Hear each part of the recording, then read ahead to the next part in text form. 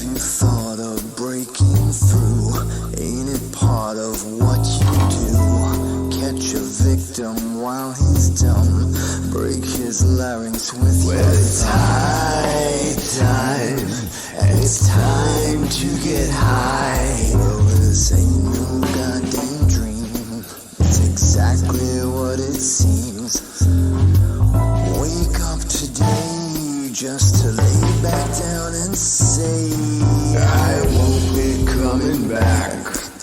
Let's call it a heart attack. Give me some of that knack. This is just a final payback. They all flipped on me, took my passions, left me be. When I had a place to sit, a goddamn attitude to fit.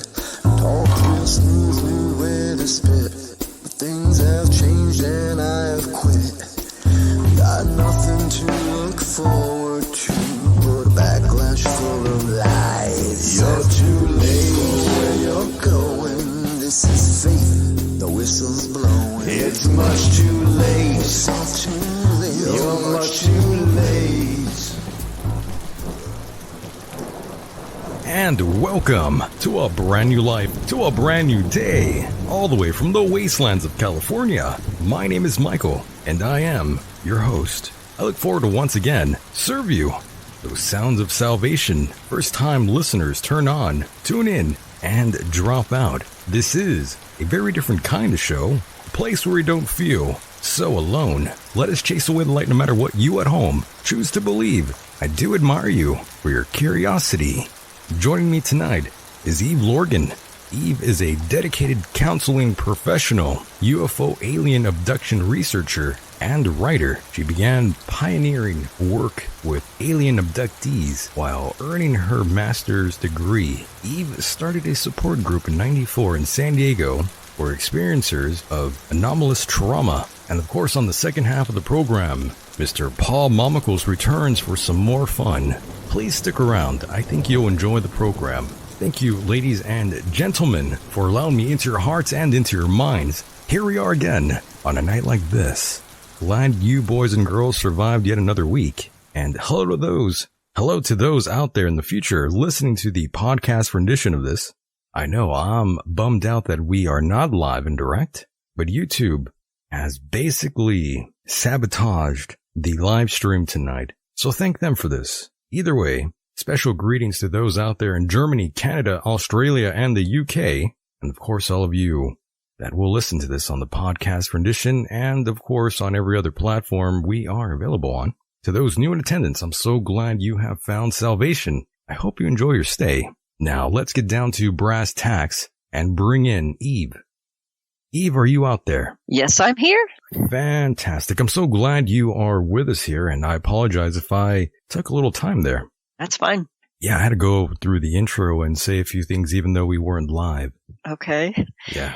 We live now? No, we're not live. It's okay. Pre-recorded, actually. Okay. But that's okay. Now, Eve, you've been on the program before. You are a veteran here, so this isn't your first rodeo. However... Yes. Yeah. However... I think it's more than once, but go ahead. Yeah, we've done this a couple of times, but this time, what makes this special is there will be newer listeners out there who have never heard your name once.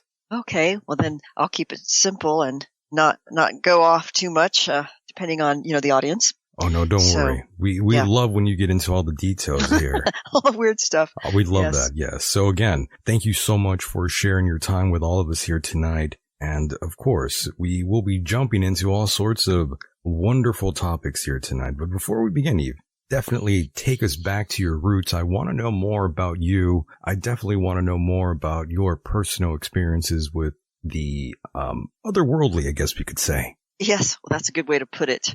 Okay, I'll just go ahead and start. Yeah. I'm actually originally from California. I was raised in the San Francisco Bay Area, and moved to North Carolina later in life. I'm actually in the Appalachians now, although as part of my life experience, I did experience what some people would describe as what appeared to be paranormal and alien visitations, intrusions, and other worldly beings or even angels and that kind of thing growing up with that. So, and I didn't really realize that until later in life when I started looking around and looking and reading about people like Bud Hopkins, the late Bud Hopkins, and the whole UFO phenomenon. But it actually has morphed into a different terminology even now than it did, let's say, in the 80s and the 90s and beyond. People have changed their terminology and their way of understanding this phenomena. But I think this phenomena has been going on for a very long time, and it's not just our current day thing. It just has its own way of explaining it with the extraterrestrial hypothesis, really. But I think it has much more to do with the soul and with dimensions and our energy and our soul. So I wanted to learn more about this in my life because of my own experiences. And as I learned more about that with the alien abduction phenomena and the alien intrusion, the interferences, and all the other anomalous things that kind of go along with that field of study, such as MK Ultra and paranormal things that happen to people and experiences.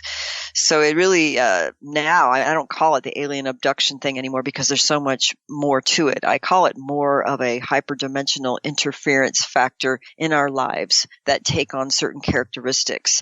And they could be as blatant and physical as a UFO abduction with missing time and physical medical things that happen to you. Or it could be something as subtle as a visitation in a dream state or a lucid dream state where you might wake up with body marks or you have a different sense and perception or behavioral compulsion after that visitation, or, psychic phenomena, or meeting a person, being told you're going to meet a certain person. And then you meet that person later in life and it's like a deja vu and you have a powerful connection, and it's as if that connection has been staged and orchestrated from beyond our physical reality. So that's actually what I wrote my books about, is not just the alien abduction phenomena, which kind of goes around the whole UFO phenomena and some of that, but really how people who've had consistent sometimes multi-generational histories of those kinds of visitations, or people who've had multiple alien encounters in their life, would also have a consistent pattern of their relationships being orchestrated or engineered or manipulated in some way by these beings who have been interacting with them all their life.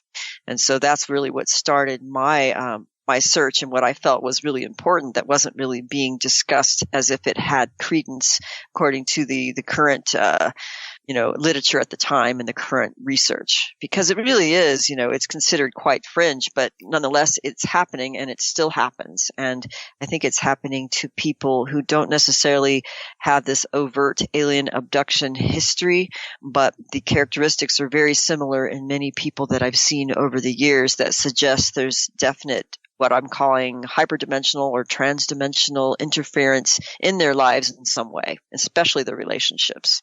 Understood. So, yes. And I'm curious about mom and dad. Were they in the picture?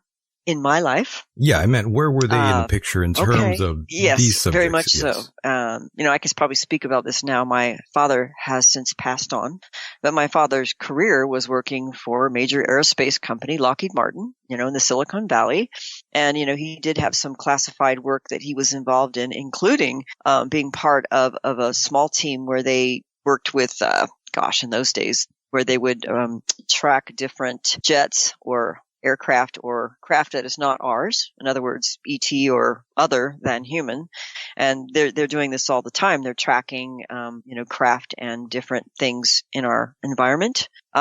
These companies are involved with a lot of things, including the defense contracted, super duper secret space program kind of stuff, actually. So my dad was actually involved in that as a career. And then my mother, she had many different jobs, through our life, a working mom, but in her history, and I guess I could say this now, we realized later, observing and the family lines and the kind of experiences that she had, I believe that they were tracing our family line in terms of whoever these quote aliens or whatever's acting behind that image. And I like to put that out there because I'm not always so sure who these beings are, because I think they use different forms and images. that they've been tracing certain family lines, and they actually set up my mom to get married to my dad. And it really was a setup. It was like a classic love bite setup in order for, well, later, of course, she had 3 children. I'm her 3rd child. And then, of course, throughout my life, I was taken and involved with something that was above and beyond, I think, what appears to be alien abduction, but it appears to be something that was like a secret space program. But and by the way, I can't say that. I can't say that I can prove that. All I could say is that the experiences and the memories were very similar to what I came to know later in my research by working with other people who were definitely involved in projects. And how old were you by this time? Well, it's happened all my life. So all your life. I remember even, when I was 4, a major event, as well as, 12 years, teenage years, 20s, 30s, whatever. I mean, it was going on all throughout my life, but I didn't really become fully aware of what it was until I actually started doing more research and doing my own therapy. For example, getting involved in hypnotherapy and classic, psychotherapy to try to resolve traumas and, family issues, because there's always family issues involved with this phenomenon. I think they're linked. I think they're linked to be set up to be in families where there's a lot of chaos and family interrelationship trauma, and because the trauma maintains a type of control system and dissociation that's necessary for you to be, let's say, the perfect lab rat or the perfect program operative if you're in one of these programs like the secret space program. But really it's a type of MK Ultra. It's just that there's much more involved that what most people knew until they learned over time in this research field. It wasn't just simple, Manchurian Candidate kind of stuff, although I think the fundamentals are still present with that. And it can get very complex. I mean, I can go off on a tangent and pretty soon we're off on like a whole different topic. It's just that those elements are present, and I became aware of it later in life as I studied more, as I did more therapy, more hypnotherapy, more of my own personal work, as well as meditations and meditation retreats. Hold on, I got to stop you right there. In terms of this sort of this field of work that you were interested in, but before you were actually interested in this, what were you like, though, Eve, as a younger girl, like in high school? I hate to say, if anybody even... Well, I think it was a classic dysfunctional family. I mean, hey, a 60s child, more or less, 60s and 70s. So you were like going out and about a little bit. What do you mean out and about? You were having fun. Oh, sure. You're a typical we kid. Had fun and, going to concerts just like kids our age and, getting involved and hanging out at parties and, the usual kinds of things. But I always had an interest in this whole extraterrestrial people from other planets or who were like observers of our realm who were helping us. And in my early days, I became aware. I thought that there was like good ones, but then there was also this dark element, and it created a lot of conflict in my life. And I realized later the conflict was a lot of the dysfunctional family stuff that went along with being in one of these abduction programs. So I now believe that there are many different kinds of beings who can interact with us that we can become conscious of. And they're all along the spectrum from, evil to, benevolent. And so I don't like to make it a black and white picture, although I think in my books and in my research, it's the abduction program from the perspective of control and manipulation and energy vampirism, which I talk about in my book, I think is on the spectrum of being something that is more dark or more malevolent. So I have to put that out there because there's a lot of controversy in the field, and I think it's designed to create conflict so that we don't really find out what the magic trick is going on between those two sides of the argument, like this black and white kind of stuff, just like in politics, right? Oh, yes. So there's a lot that is unknown and a lot that is like a magic trick that tricks us into perceiving or misperceiving what reality really is and who we really are. And so the true understanding is really like, who are we? How can we understand ourselves so that we can understand this phenomena or these beings who are doing this or that has that appearance so that we can understand what they're doing and then do something about it to change our reality if it's something that we don't want. And even your book, you sort of talked about having this sort of thing going on with you, having the alien love bite per se. In your book, you talk about your relationships A little bit, not too deeply, but you do mention them. And I'm wondering, how did you figure that out, that this was something that was going on with you? Well, hey, if it didn't happen to me, I wouldn't have wrote the book, let's face it. And so it did happen to me. And it happened more than once. And actually, many times, if you are one of these people who've had repetitive encounters with these, quote, alien beings, or in some kind of project, or hyperdimensional beings that are following your bloodline, that's a whole other topic, but it tends to happen more than once. It's just becoming aware of the signs and symptoms of how it plays itself out. So I became aware of it, not actually later in life. And I would have never known unless it happened to me, with another person. And, they also confirmed that this was happening to them at some level, although for me, it was much more profound.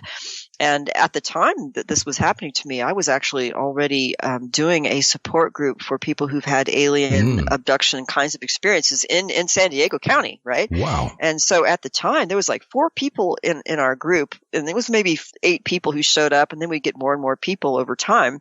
But in our small group, it was like all 4 of us were like going through the same thing. We're like, wait a minute, this is happening to you too? Are you kidding me? Oh my God. And then, so we corresponded with the late Dr. Carla Turner, right, who was alive at the time, and her mentor, who did a lot of the hypno regressions with the people in Dr. Carla Turner's book, as well as with her and her family, was Barbara Bartholick.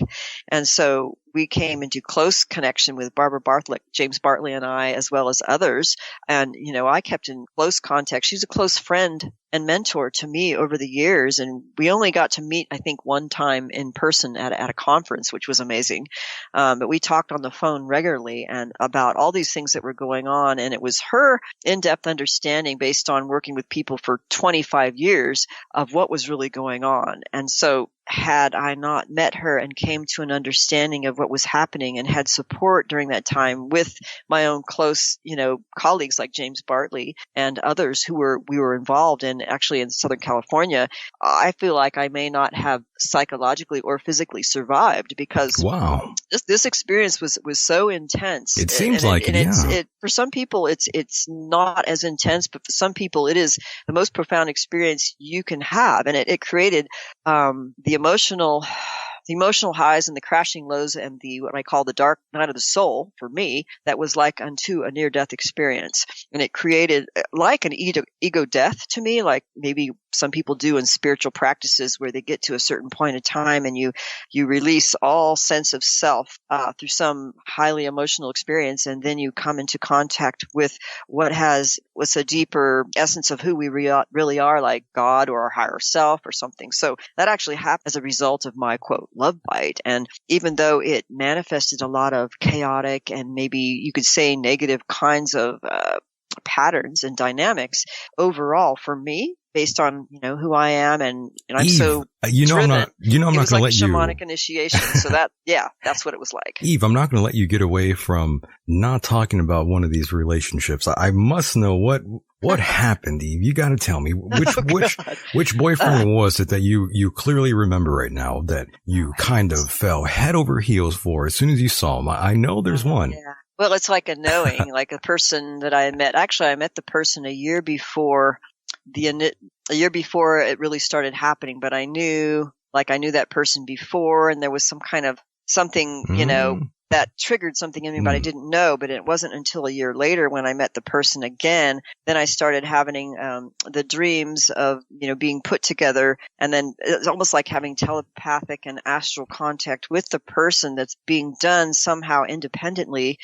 Well, yeah, it was. I mean, you put like, the aliens are there, or whoever these people pretending to be aliens, maybe they're humans, doing some kind of experiment where they're putting you together and they're giving you these subliminal messages to stay with the program. And I remember actually I wrote about it, but I countered the program because I was so insistent on getting to the root of why this was happening, because it was so amazing. I mean, telepathic stuff, precognitive stuff, that I never even had before. And then feeling a profound love and connection that was unlike anything I've experienced in this life. So it threw me upside down because I was married at the time, right? Oh my Somebody God. who was the love of my life for all I knew. But then when I had that experience, it made me feel like a love that I had never felt before. Ooh.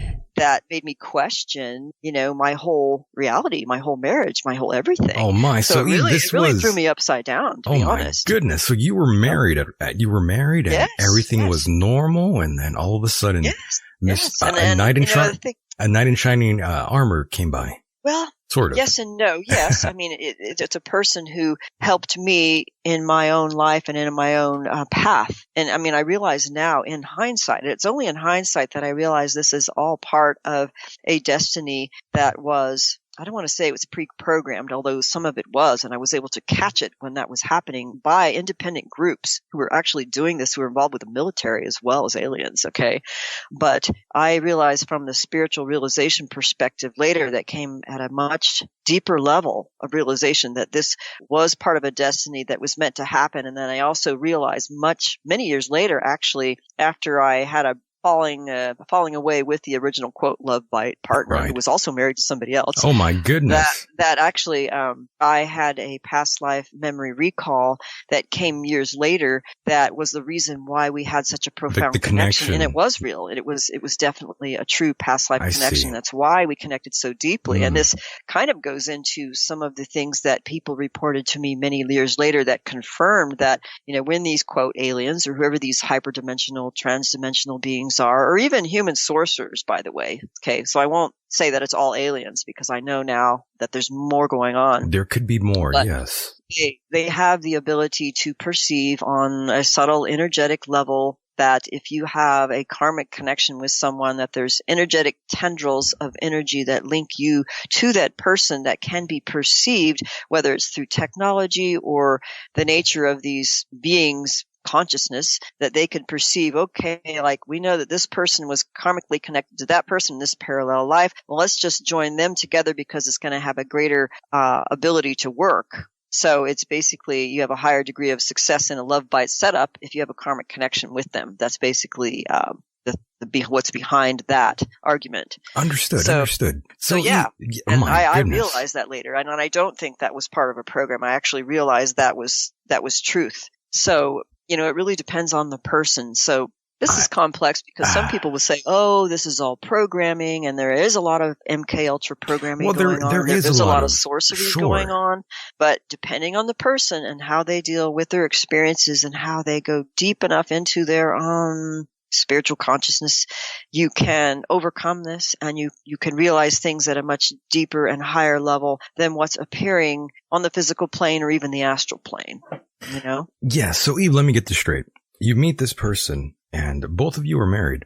Yes. And both of you fall head over heels for one another, all while being married. So I'm sure that must have really just complicated your personal life and with the husband and his wife. I can imagine. Well, we were both Christians and wanted to hold fast to what we felt was, being in integrity and not crossing the line of infidelity, because many people who have this experience, they can't resist it, but some actually have. Many people have resisted it, and they even have had things where the aliens came back and say, "Oh, well, you passed the test," but whether or not they're just saying that to make them believe the aliens are these like gods who are like throwing us through all these experiences to make us evolve or something, who knows? But who knows? Many people cannot resist because it is such a powerful connection.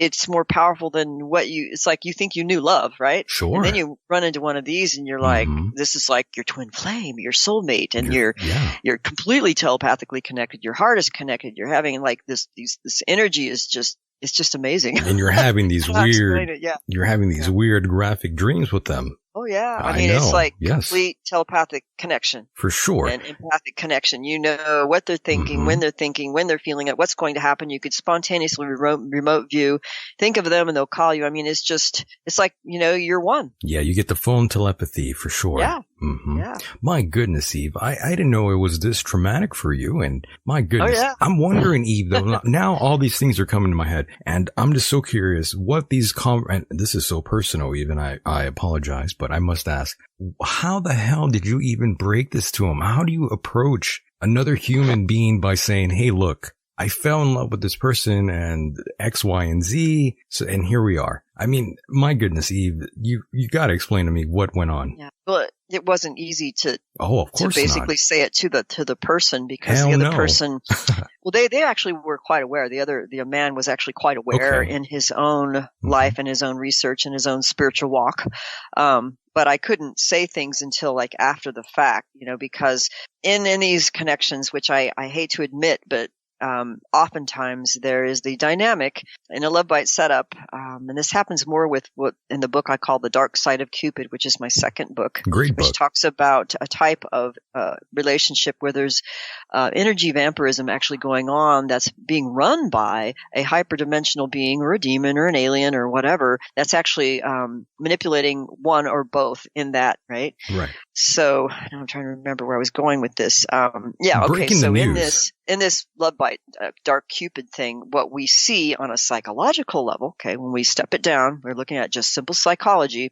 What we see is often the same kind of dynamic, what's very, very similar to what we call the codependent match to the narcissist type of dyad, which is it's a dysfunctional kind of relationship where those kinds of magnetic attractions will occur when one person tends to have the more codependent personality structure and the other one has more of either the borderline personality or the narcissistic sociopathic. Okay, so that is clear. So that dynamic was actually playing out in my case, where I was more of the codependent, the other one was more of the narcissistic, kind of ego grandiose, and played out some of that psychology, even though there was still like the alien stuff going on, manipulating it behind the scenes, and the military, because I became aware of that. In fact, I became so aware that I was actually going to visit Barbara Bartholick and have a hypnotic regression to find out what was going on, because I knew I had these experiences, but they were blocking the memory. I only had partial memories, but I would have these you wake up and you're like, oh my God, I just had another MyLab experience,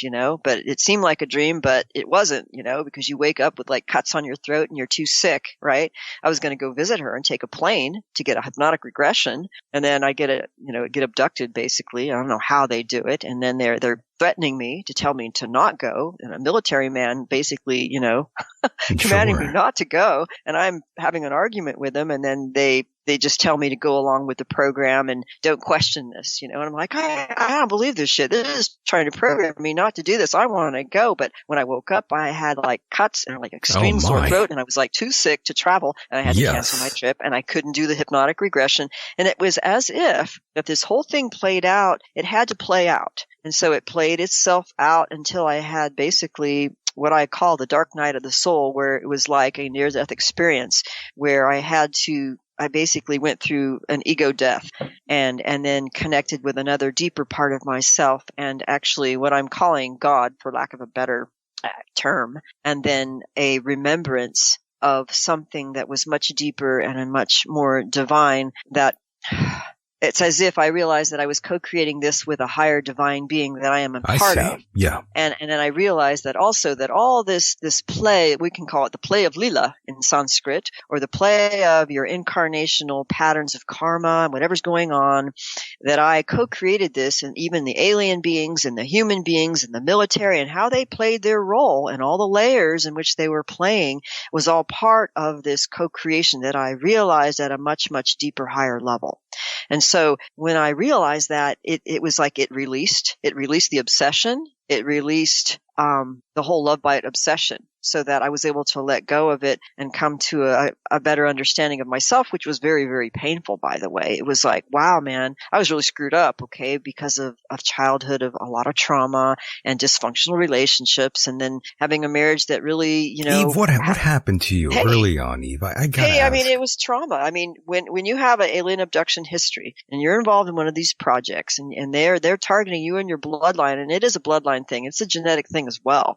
They test you, and the more awake you are, it seems like the more they try to shut you up. I see. The targeting phenomena, where if you remember too much, like when I had the experience of, I'm going to go see Barbara Bartholick, I'm going to get a hypnotic regression, I'm going to get to the root of this, I am not going to be programmed, I'm going to face this goddamn motherfucker. Right. I'm sorry, I'm cussing. Okay. If it's a reptilian or whatever it is, right? I was just driven, to face this, whatever it was, and then be completely interfered with. And I knew it was a program, and I knew I was being targeted to not follow through with finding out the truth to this, not breaking the program. But I did break the program eventually through all of this, but it does have a type of targeting signature to some people, with some people. So, and I'm sure you've heard of the whole targeting phenomenon. Oh, but of course. Lots of people. It plays itself out with different kinds of people. But if you're too awake and you remember too much coming into this world, and then you can see the shenanigans and the little puppet masters and the control groups and the cabal and the aliens and all that stuff and all the sorcerers, okay, when you know and see what they're doing and how they're doing it, they're going to want to stop you from being aware or being lucid or telling people how it works, because they want their little puppet show so they can feed off the energy and play their little programs. So that's what they do. And so they try to stop you. And it sounds like a paranoid conspiracy theory, but I believe that even though these things happen, there is a way to overcome this, and there is a way to deal with it to your highest integrity for a greater good. And I truly believe that now over time that I've been able to do that. Yeah. So Eve, once again, I hate to go back to this, but when you first broke this sort of news to the initial husband and later told him, did he first initially think you were crazy, Eve? Yeah, he did. And he was probably saying, you're making this up, right? He didn't understand it. And I think he wanted to, but it was really difficult. And sure. This is something that happens in families where, let's say there's a marriage. And oftentimes you're set up in a marriage. And if you haven't done all your recovery work, if you've gone through trauma, even if you're just a codependent, right? Right. A lot of times you're unable to fully speak your truth or communicate clearly or get all your needs met in the relationship because you're just trained not to. So I just was used to basically living a double life. And so if you try to tell them once, twice, 3 times, and then they basically ignore you or call you crazy or just like, you just learn to shut up, right? But when you have a child with someone who doesn't know that not only are you getting abducted, let's say the mom, but the kid is too, because they take the kids. They'll sometimes they don't take all the kids. Sometimes it's just 1 out of 3 or whatever it is, but they often do take the children. And so this was happening with my own child, and I can't name names, That's but okay. I knew it was happening, and I couldn't express my concerns and my feelings about things, and I had to keep it a secret. And then when my husband basically found out that I knew, and then I believed that was happening. He used it against me in a when we went to see a psychiatrist one time for my son. He used it against you. He was having issues, so we went to a psychiatrist to help my son because he was having problems in school. And then my ex used it as an opportunity to turn it against me, like I'm crazy. I'm making him believe this. This is all my problem, and he used it against me. So this is why sometimes abductees can have marriage and divorce and custody issues. They have to be very, very careful about what they reveal about what's really going on in their life. Yeah. And that is quite unfortunate, and it still happens today, even though we know these things happen. But when you're talking about kids and custody and marriages where you can't speak the truth to your true spouse, in other words, Of course, he's no longer my spouse, because you shouldn't have to be married to someone where you can't actually speak the truth and live your truth and talk about what's going on. You're right. So that was a big thing for me, is like, well, why am I in a marriage where I can't even be who I am? What's that about? Right. That's true. Well, I was raised by, a codependent mom and a narcissist dad, where there was a dysfunctional family. We couldn't talk about our real feelings about what was really going on. So you were just suppressed. Got to deal with all that. And that's just that's not even have to do with aliens. That has to do with just simple life. Family psychology of dysfunctional family crap. You were just dealing with life, living life, and that's all completely normal. And my goodness, Eve, yes, I understand. Well, no, it's not normal, but it's one not thing normal, that I will say, and I was highly criticized by people in the alien abduction field where they had, let's say, a benevolent view of ET contact, where they were saying, "Well, I'm blaming everything on the aliens." But what I had discovered, and Barbara Bartholick, Dr. Carla Turner, and others as well, that many times, let's say, the alien handlers, if there were aliens, sometimes they were military. Okay, sometimes they were humans, sometimes they were playing aliens. Okay. Yeah, planted memories. They will trigger and create a setup of dysfunctional family stuff and create the chaos so that you can't get to the root of the truth behind the alien abduction stuff. So they will cause dysfunctional family stuff. So it's like asking, what came first, the chicken or the egg? Yes. And so this is something that I brought up in my book. I said, this goes a lot deeper than just some, medical exams and some hybrid breeding program business. This goes much deeper than that.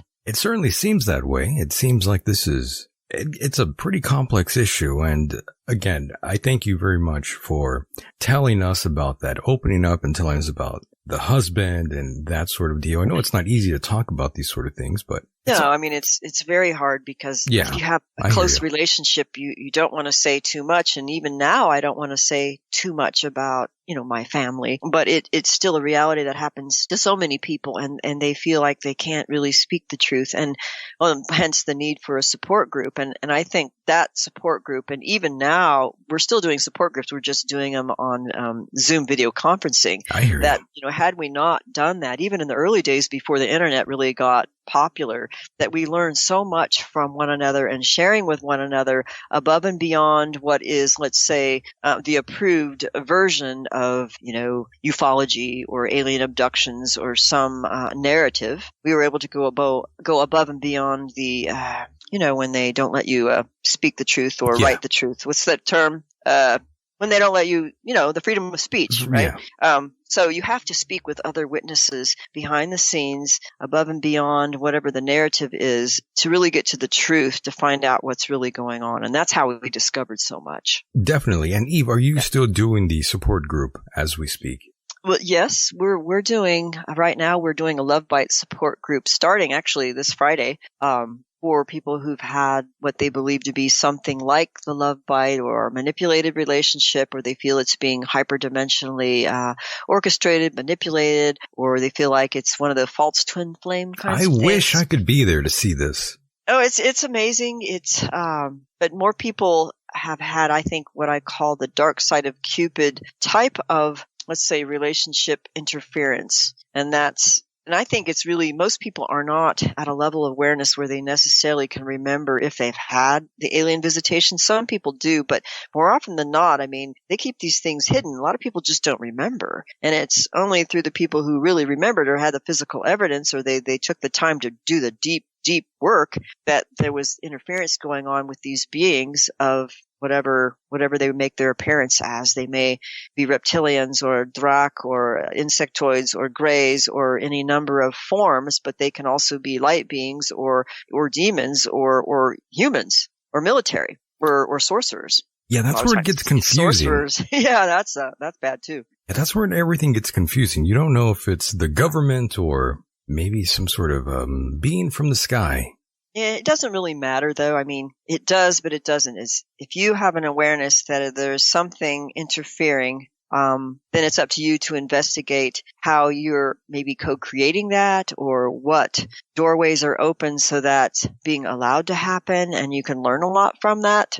But I think that the initial theory and the initial understanding that there was definitely some manipulations going on happened through the, quote, alien abduction phenomena, the people who had those multiple kinds of encounters. Yeah, let's talk about alien abductions for a moment here. And I'm not sure if you're even aware of this, but I actually talked to Travis Walton not too long ago. Oh, yeah. Yeah, I remember his case. Is one of the most famous. I'm curious in what ufology. And right. I'm curious what you think about that, Eve. What do you think of the Travis Walton experience, which was the original name? He's right on about what he remembered, and because I know someone who had something similar, and she actually wanted to talk to him and never had a chance to meet him. I never had a chance to meet him. I think we were friends on Facebook once, but I changed my identity like 5 times on Facebook because I kept, getting tagged. But well, Eve, if you want to talk to him, I could make it happen. Yeah, I mean, I think what he remembered, and I think it had to do with when he was in the craft, and the craft was like kind of like dirty and had all these like honeycomb like compartments in it, and the aliens, how there was like suits, like fake alien suits. Something of that nature, yeah. Yeah, something like that. Those exoskeletons. And I have a colleague where something like that happened to her, where there's different kinds of beings doing different things, and most people don't remember him. He was highly traumatized and gone for several days. Like my friend was gone for like 4 days. She had a major abduction in Spain, where something very similar happened to her. So, I mean, it's amazing someone could even come through that, without having been so traumatized and never even want to talk about it again. It's really amazing. And it affects your relationships and your family. And then you worry about, like, are they going to take your kids, That's or your very grandkids? True. I know they're going to deem you nuts, so they might even take your kids away and put them in. Yeah, or they punish you for talking about it, and then they'll break up your marriage. I mean, I've had people where, once they started doing, let's say, hypnotic regressions and they started breaking their programming, Oh then my. when they would mess with their job, or they'd mess with their marriage or the relationship, so that, like, before support groups, sometimes, it's like something didn't want us talking about it and sharing all this stuff. And so sometimes people, when they would come, they would, suddenly feel sick. And then when they come to the door, they'd think they'd vomit and have to run away. And it wasn't because there was something wrong with my house or anything. It was because there was something wanting to interfere so that they could not be present to share the information. And a lot of it is a program as well. Like sometimes there's, I think, embedded programs to you won't remember this or you'll get sick. And then there's all these layers of programming so that you don't get to the truth. And there's a lot of fear behind it, So not in everybody's case, but that does happen. Definitely. And another person I wanted to bring up here was the late Bud Hopkins. The Brooklyn Bridge case known. Oh, yeah. You know about it. I don't even have to tell you. Well, Linda, I can't say her I can't say her name. It's an Italian name, but I did her story in my Love Bite book. Linda Cortelli? Yes. Cortelli. Is it Cortelli? Anyway. I'm not even sure. It's been so many years, but she had a phenomenal, story and experience that, Bud talked about in the Witnessed book. And then I summarized it and asked her some questions, and then, had a rewrite of the summary just having to do with more of the relationship manipulation aspect to just basically demonstrate that this was occurring, and how it happened in her case was pretty amazing, because they were set up as children and then several times throughout their life until later in life, which showed that, all this stuff is staged, as if, they're working on this timeline, and they had this stuff planned out from the beginning, even to the point of like manipulating FBI agents and friggin' politicians. Yeah. So that's pretty major, but it's not surprising to me now, because there's so much manipulation going on with these beings that, run the show. And so it's like a big puppet show. It really is. And Eva, I completely forgot to ask you this earlier, and I know I've talked to you about this before, but of course, you don't identify yourself as being religious, correct? Some people might think I am, but I tell you, because Yes. I was raised to have, basic Christian, upbringing, but also to understand spiritualist things. But then afterwards, I questioned everything, because, I was in a quandary in my life, because all these unusual things happened, and I had to find out, what the truth is. So I had to find out, the truth about Jesus Christ, and the truth about the Bible, and the truth about the Gnostic stuff, and the truth about the Buddhist stuff, and the truth about the Tibetan Buddhist, and the Taoist, and the Veda Vedanta, and Jungian stuff. And I wanted to study everything Your until I hunger grew. found, Yeah. the Taoist and this and that. And I come to believe that there is a great truth and power behind the name and the story of the figure known as Jesus Christ in our history and in our Bible.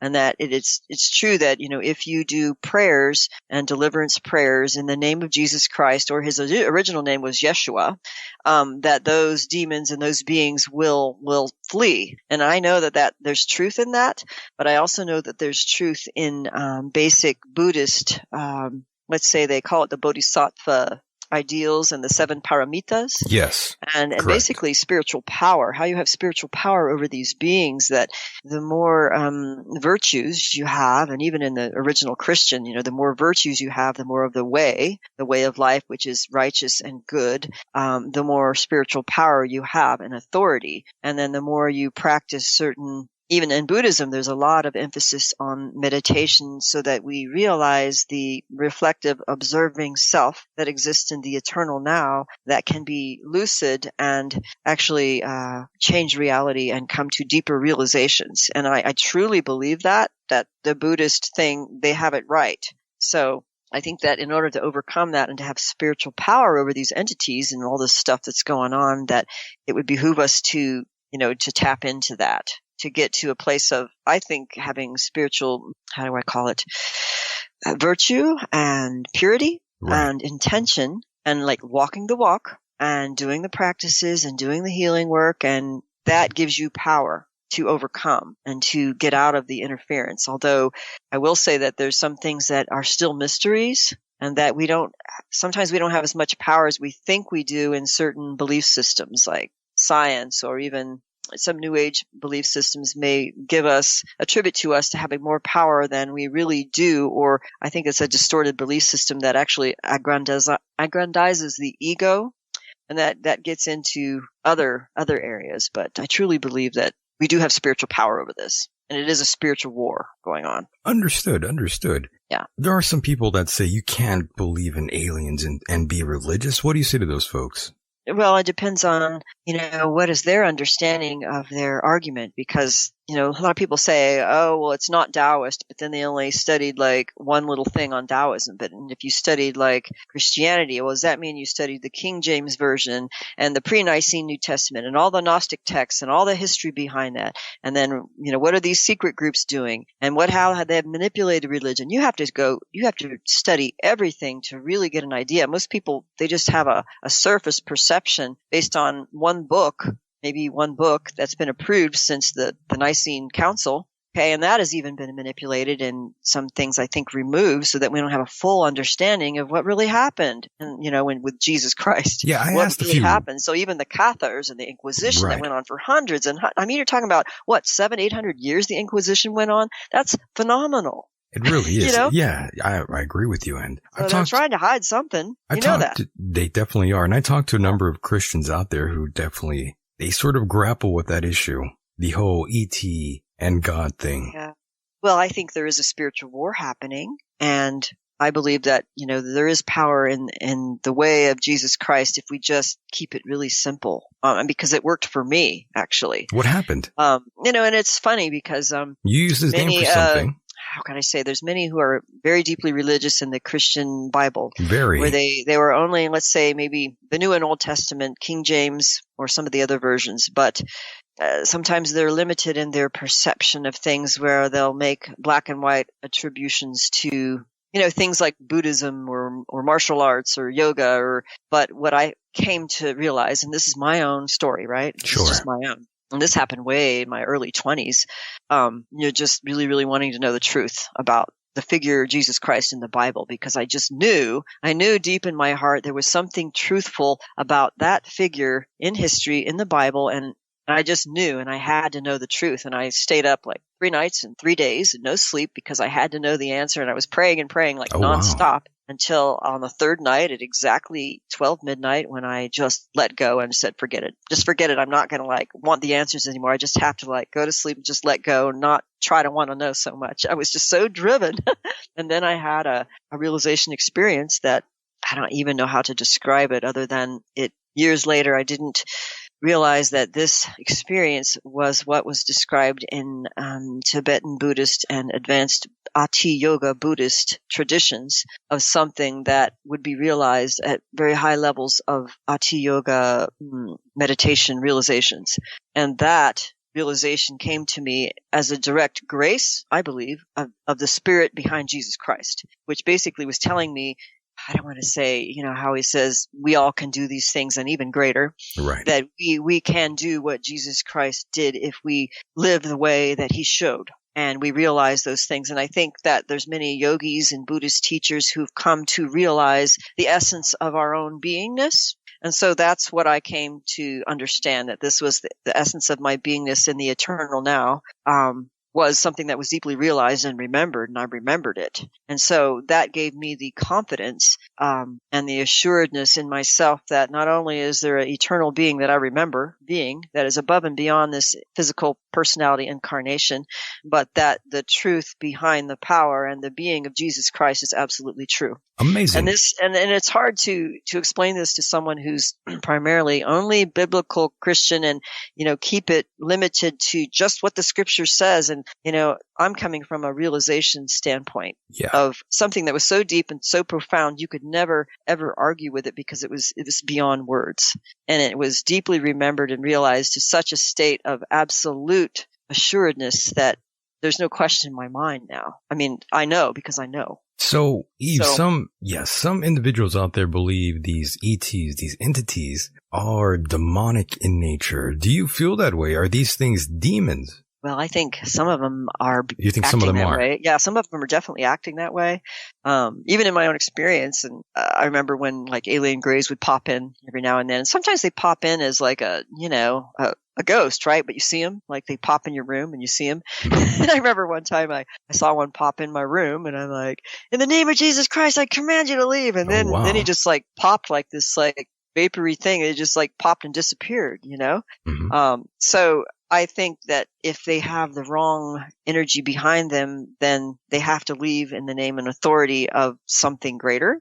But sometimes, they keep coming back too, like they don't go away forever unless you really, really work on your stuff. So, and some of them are more like that's what I want to talk about with the artificial intelligence program. They're more like a Well, program that's what of Nigel. consciousness Yeah, that is that's. not the same as Mhm. humans who live in the eternal now. We are eternal now beings, right? We are eternal in our true essence, right? But these beings have a consciousness that is finite. And it's more like a program of data and information that is highly, compact. It can be like when Dr. Corrado Malanga of Italy, who's an organic chemist, and he did these alien abduction research for like 25 years, did all these hypnotic regressions and figured stuff out with all these abductees and found out, long story short, that the aliens will implant in each abductee what they call an active alien memory. Mhm. And what it really is, it's like a virus. It's like you could imagine it being like a circular virus. And in that circular virus is information and programs of its consciousness of every life and being it has hosted over since the time of its beginning. So what happens is that this consciousness will have memories in it. It could have advanced scientific information. For example, abductees may remember other languages, scientific knowledge. They'll just like to have downloads of all this information, but it could be the active alien memory implant that's in them. That's the alien consciousness that they're just opening up, and they think it's their stuff, or they might think it's their past life, and it could be the life of another being that this same entity hosted. So they're like viruses, and they use our soul essence energy to live through us. They have the coronavirus. Yeah. I mean, it's like a virus. It's very Yes. much so like a virus when you understand how viruses work, and they use our own genetic material, our own life force to reproduce themselves in us. Well, it's a similar thing. It's like coded information, coded consciousness of all the beings that particular alien has hosted, and over time until it found its another body. So in Malanga's theory, somehow these aliens, they will implant their active alien memory, which is like a very prized, mind file in us, and then they'll make copies because they don't want to. If we died, they don't want to lose it, so they clone us so that they can have copies of this alien consciousness. And so I guess they have a shortage of bodies or something. Interesting. And so when they can implant it in an alien body, they can do that. But I think that once we disconnect our what we call anima, the eternal essence of our eternal spirit, whatever, once we disconnect that battery power of the active alien memory, it's like a mind file, like with the circular virus mind file thingy that's in your brain or in your, astral body. Once you disconnect it and you take away the power through your intention, then that active alien memory or that alien consciousness program can't activate its will on you. So basically you're disempowering the alien program in your consciousness. So they're wanting to program people to carry out their agenda, whatever they want, through us. So we want to stop those programs, just like we want to stop a virus in our body or stop a mind control program that's detrimental to us. So there's ways we can do that, which is good. Yes, That's good news. Mhm. Yeah. And we brought up Nigel Kerner earlier before we did the interview here. And he believes that these are sort of the grays, for instance, because there are many different species. Allegedly, many people claim they've seen these things, but we could just say allegedly just to satisfy the skeptics out there. But yes, he describes these aliens as sort of like droids, per se. Yes. Do you like agree the with extra that? biological entities. Yeah, I think some of them are actually, they actually are droids. They're very robotic and hive-minded. And, like the ones who carry out the abductions, the smaller ones, they're more hive-minded droid-like, or they call them extra biological entities. So they're, more like robotic. They're like worker ants. Yeah, the worker ones, but there's higher ones that will like stand in the corner on the craft, and they're a little bit taller, and they're wearing a robe. And then there's different hierarchies of these beings who work behind the scenes. So I just find it fascinating, kinds of different beings that are reported in experiences, when people remember, like the Ted Rice case, which is a famous case that Dr. Carla Turner wrote a book about called The Masquerade of Angels. And her case And the way she described his life story, it demonstrated many things in his abduction experiences, it wasn't just primarily the Greys that were interacting with him and taking him. They actually saw them as angels in one experience, which was a cover memory, right? But the reptilians also interacted in his case, as well as what we call the Widow's Peak Man, which many of them, we don't talk about him very much. It's not commonly reported, but Barbara Bartholick knew very much about the Widow's Peak Man and the Widow's Peak people who was in Ted Rice's case. So that was also something that we discussed in our support group, because it was as if there was like certain clans, right? Where certain alien or alien handler beings will like have their clan, right? And like certain people who would just have a connection with one another, and then we'd all meet Barbara Bartholick, and then we'd all be like, we've had this Widow's Peak Man like pop in our experiences. And it was a thing, that James Bartley and we used to talk about, where not everybody would see this particular being. But I remember Ted Rice had him appear in his abduction, where he actually had a cloning take place. And he described the cloning where there was a killing of the original body and then being put into a clone body. And he talked all about that way long before Donnie Marshall started talking about the cloning centers and all that. So that actually has been going on, but it was such a traumatic and unusual thing to even think what was happening that people just couldn't fathom it. But this was remembered, years ago in the Ted Rice case. And by the way, I'm sorry that we're going to jump around here for a moment. Yeah, I didn't mean to get off Nigel Kerner, because he's got some excellent books and theories. Yeah, we're going to move a little bit away from Nigel for a moment here, but I wanted to ask you about cattle mutilation. It seems like these things are actually still going on. Apparently there was a more recent one just not long ago, on the 29th, actually. Oh, that's interesting. Was it in America? It was in Oregon. Oh, in Oregon. Well, I mean, Hampton, they say Oregon. These things do happen, and there's a technology where they don't leave any blood, and it's a surgical cut that is quite precise, showing that they have advanced medical equipment to excise not only blood but certain specific tissues.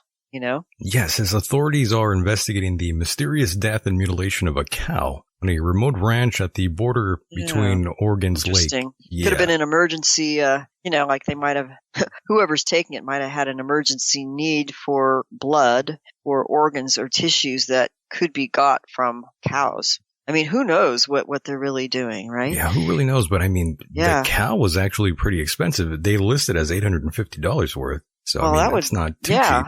Rain on your parade if if you have a lot of cattle and they're being like pulled up and, I know, that's ruined, and that's a good chunk of change there. And apparently it was found dead, mutilated, her genitals, udder, tongue, heart. So they always take those organs. It makes you wonder about the tissues. Yeah. With that kind of, tissue, are they growing up those tissues in tissue culture for a certain reason? And, maybe what are they doing with those kind of tissues? Embryonic tissue or mucous membrane tissue or genital tissue. What kind of cells, what kind of stem cells are in there? I mean, that's what I would be asking. All very good questions. Who really knows what these things were doing? And I remember long ago, my dad had relayed to me this when he was working out. I can't really say exactly, but let's just say that he got a call once and they had reported that there were numerous cows that showed these weird signs. And for a long time, out here in the Imperial Valley, they thought it was done by a group of Satanists, just like lots of people thought at that time.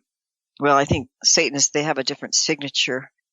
They're a little bit more messy. They're a lot more messy. They're not going to be doing this. And they with the blood for themselves, they might not use the same tools. Although, who knows, they could have access to certain medical lasers now. Maybe now, they really need to make it that surgically correct just to get the blood, but who knows? I've never really met one that thorough.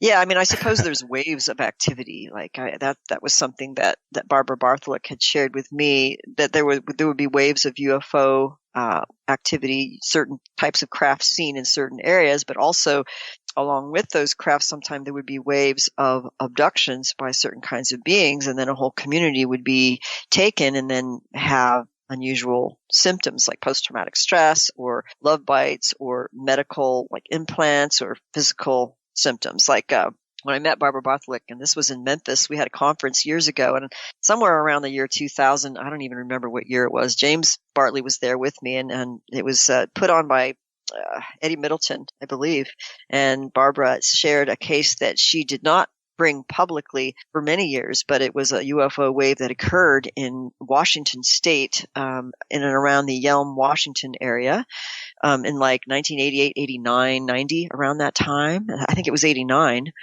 And then she interviewed and did hypnotic regressions with several people in that community who, were very traumatized and wanted to get regressions to find out what happened. And so she had like a whole bunch of recordings of things that happened, which many in her estimate were reptilian types of abductions, where several people in that community who were taken like a group abduction, I guess, that they would be set up in these love bite things where, one couple of one, pair would be like having an obsession with somebody, and another married partner. And it was like a string of that going on and weird stuff and paranormal things happening. When she was doing hypnotic regressions, there would be things flying across the room. But what was interesting is I remember when she gave her presentation of this, and it wasn't a big group at this particular conference in Memphis, but oftentimes at these events, you will have, groups of people who want to believe that these ETs are here for our spiritual evolution, or they want to believe in the benevolent ones, so that if somebody reports like this weird reptilian stuff or like basically some really negative stuff going on, then they get pissed or they walk out of the room. And I remember there was this gal who basically walked out of the room and stormed out of the room when Barbara was giving her presentation. But long story short, what was most notable about this case was that in Yelm, Washington was the same place where there was the well-known cult. I won't mention the name just because I think that cult is still alive and well. And I've had clients and colleagues who were victims of this cult. Oh no. And that the person who was like a very high level person in the administrative aspect of this cult, 1989, whatever, would not basically met Barbara Bartholick there and basically warned her that they're not going to let her get on that plane unless they hand her over all these, at that time it was audio cassettes and video cassettes of her hypnotic regressions, because they didn't want it out what all these basically aliens were really doing to people, to find out what was going on with basically reptilian stuff. So the cult itself was run by reptilians. Why would they threaten a researcher not to like leave and get on a plane until they handed over all her audio cassettes of her hypnotic regressions? Yeah, that's so interesting. It was clear. I mean, it was clear a lot of cult leaders, and this kind of goes into some of the work that I've done with my colleague Nada Leon, as well as reports from clients who've been involved in cults, where a cult leader and people who've had the dark side of Cupid manipulated relationship, where they were, let's say they had one of these manipulated relationships with a guru cult leader or somebody who's hosted by one of these like heavy hitting reptilians or Drak or some other demonic entity. And so that's what we ran across, is that, well, a lot of these people who were in cults and they had all this like weird stuff happening. And then, the cult leader was like connecting with them and they were having this astral like love bite stuff going on. Yeah, the cult leader's always doing wrong. And it was like, it's the same thing. It's this phenomenon. And then these like cult leaders are acting like these spiritual benevolent guys. They're just like predators. But they're predators, right? It seems like a lot of times they are. How deep does this rabbit hole go, It seems like a good majority of these people that lead cults, a lot of them are just doing all kinds of greasy things behind the scenes. Yes, and really it brings back, how can we have better discernment? Because when we're hit over the head with a love bite, okay, or we think we met our soulmate or our twin flame, and then it starts playing out some of the dynamics, supernatural things, but the codependent / narcissist dyad, if it starts playing out in that way, then I would say there's a high likelihood that not only is there hidden trauma and unresolved issues on both people's part, but there's most likely an entity involved, or a demon or an alien or whatever, that's kind of behind the scenes playing games, especially when there's a lot of the supernatural stuff being observed. Definitely, and we'll go back into your book in a moment here. But as you were telling me about these, the reptilian, my mind went back to Pamela Stonebrook from Los Angeles. Yeah, I remember her. I met her. Oh, you met her? Yeah, I believe so. Oh, wow. A couple of times. And I know that I had met several people who were in the Las Vegas group years ago who had, experiences with reptilians. And I met, many over the years, like my lab, people who have had the military and alien and different kinds of aliens, including reptilians, where And this is the thing, the reptilians are experts at sexual energy. I'm wondering if Kundalini sexual energy, so they know how to do it well. Okay.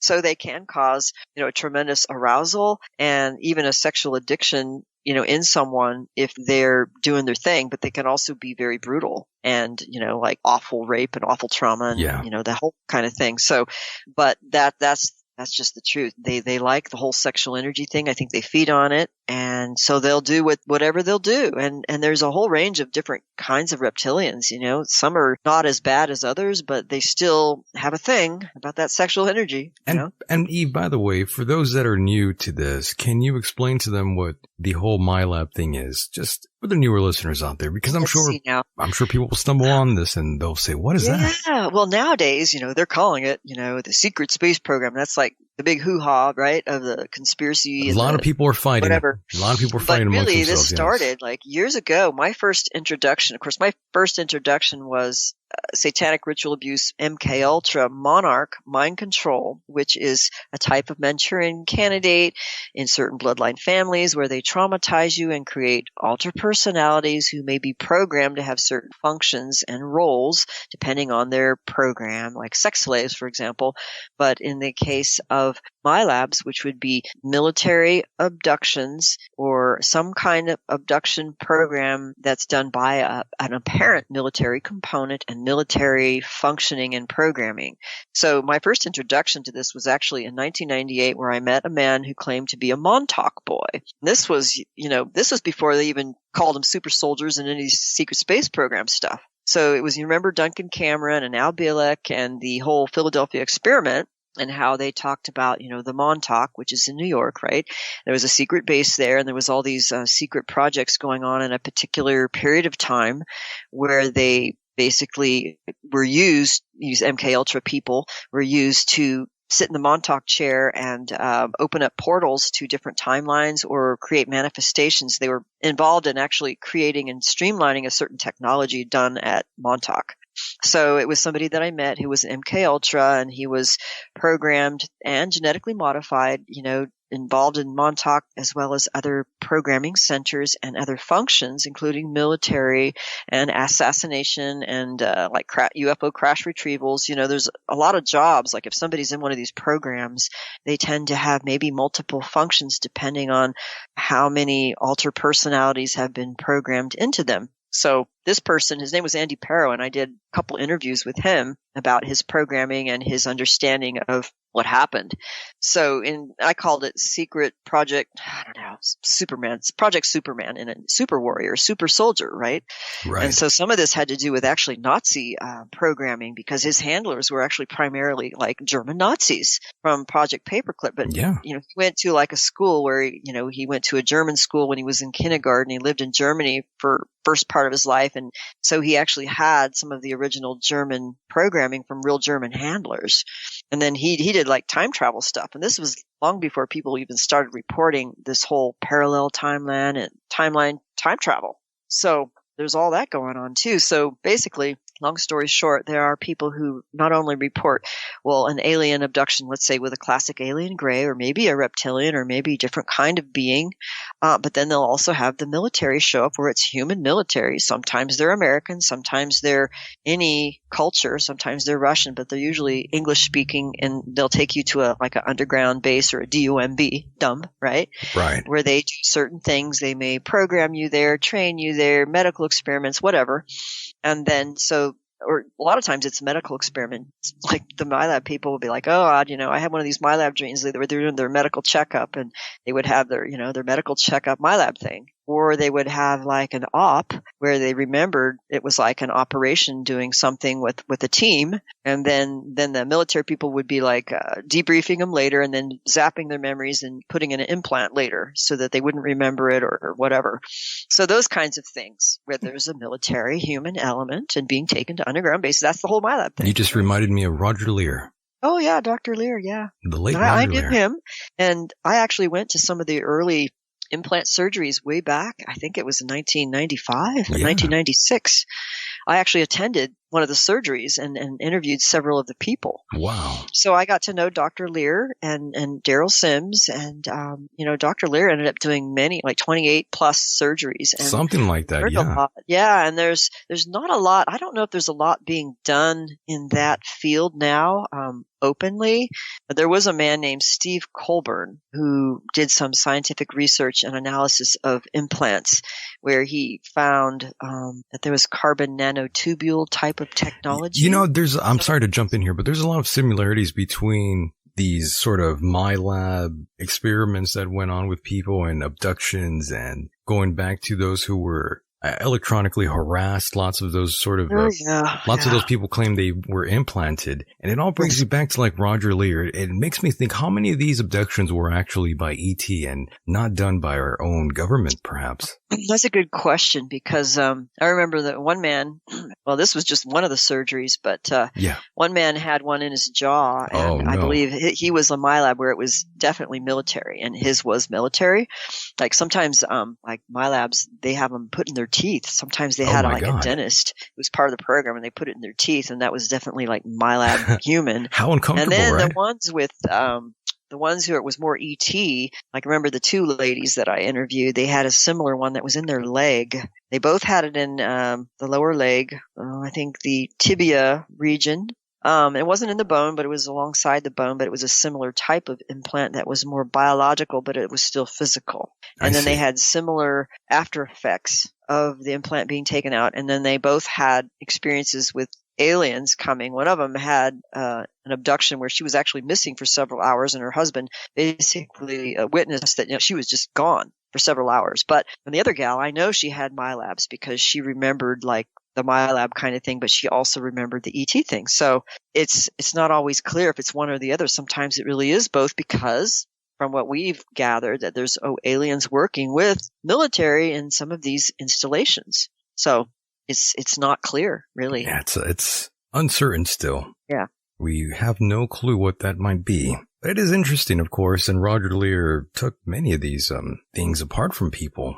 Yeah, yes, and they found, one of the major ones is Daryl having one that was taken out of a toe of an older woman. So I think the earlier generation, they might have been more physical. And I think the later generations, they're more advanced, because even somebody that I know over the years where we've kept in contact for 25 years now, that some of her earlier implants, like the military would actually come and then they take out the old one and put in the new one, and the new one's different. It was like more advanced and not so easily detected. So some of the earlier ones, I remember Daryl saying that they did an analysis and they found that it was meteoric in origin in terms of its chemical composition. Wow. Which means meteoric means off planet. Yeah. Okay. So that's significant, because I think that meteors in and of themselves, that's a whole different subject matter, but there is a thing about meteors in mythology, and the occult, and as well as, of course, Lucifer falling from the sky, like meteors falling from the sky,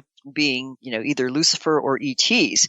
And this goes back to, I wrote an article about this that had to do with Eastern European witchcraft and witch lines and dragon bloodlines, and the stories behind how these beings actually would travel and came to Earth through meteors, and then they basically lived underground, or they came and basically popped out of the meteor like you an egg mean or something. you mean like panspermia? Yeah, and then they would fly like orbs in the sky, but then after they were done flying, then they would like materialize into these like creatures with wings and claws. And this is actually going on in a case in Florida, at least 10 plus years ago now. But there was in Port Charlotte, and with the Northport Devil, they called it the Northport Devil. And they were observing a lot of orb UFO type of phenomena, but the orbs would kind of like shape-shifty, like not always be round, but they would kind of morph a little bit, but then they would land. And then when they would land, they would have these reports of these like big, like winged reptilian, I don't know if they were dracs or reptilians, but they were big winged, large creatures that would growl and thwomp around in the woods, in the houses, in these areas. And they were like reptilians, so they would manifest from like these orbs of light flying through the sky and literally like land and then just be 3D and then clomp around and do whatever they do and then go back into an orb and fly away. So these are like interdimensional beings. They're both. They're both.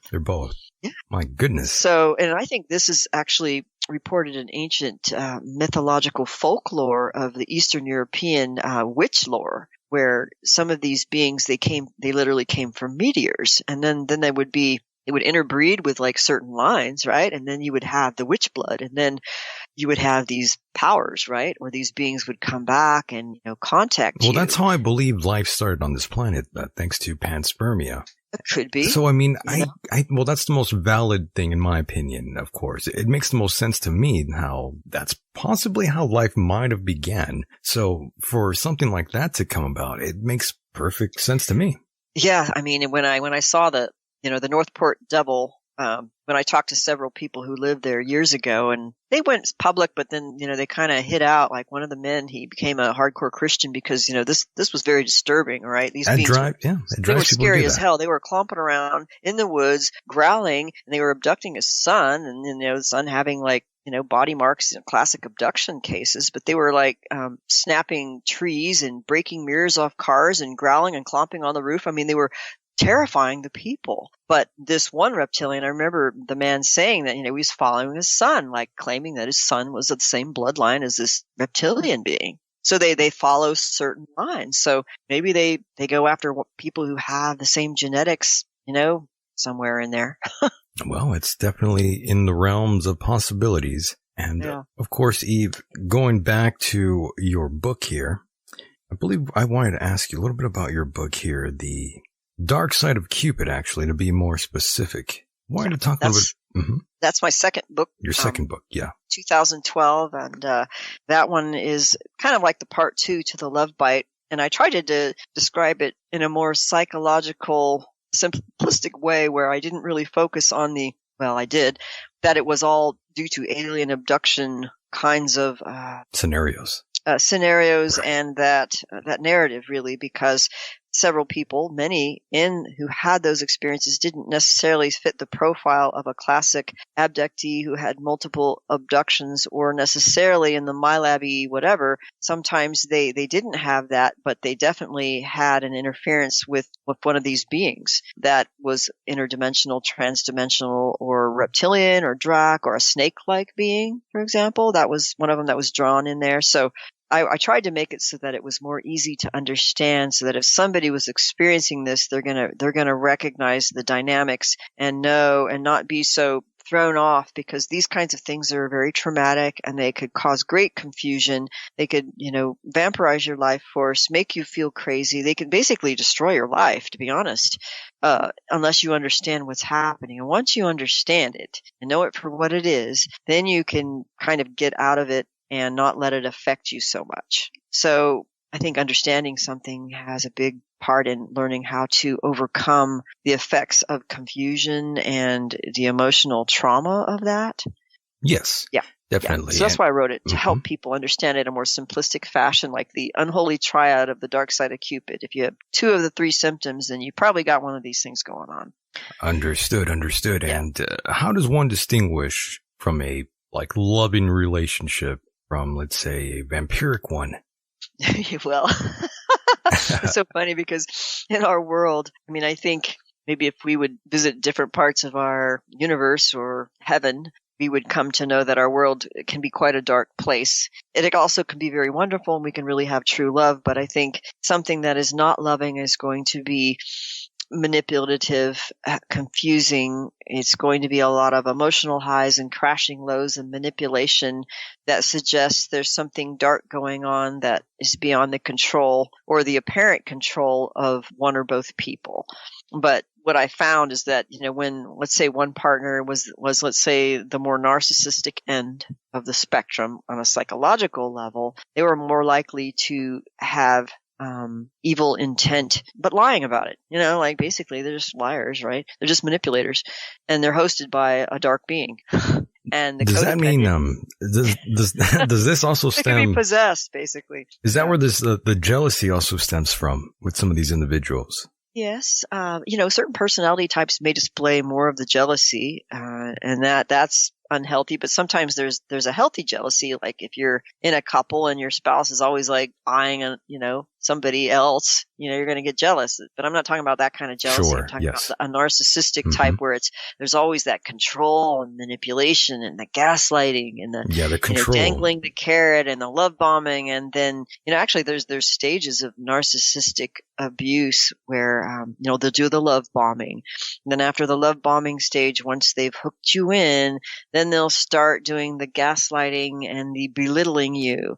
And then after that phase, then they'll do a type of discarding you, unless you do what they want, and they manipulate you to be a puppet of what they want so they could feed on as much energy and attention as possible. I feel like I had one of these relationships before, Eve. Oh yeah. Well, a lot of us have, I think so, yeah. Until we realize what it is, it's like, wow. And like this wasn't really known. See, I got my psychology. I got a master's degree in counseling psychology in 1992.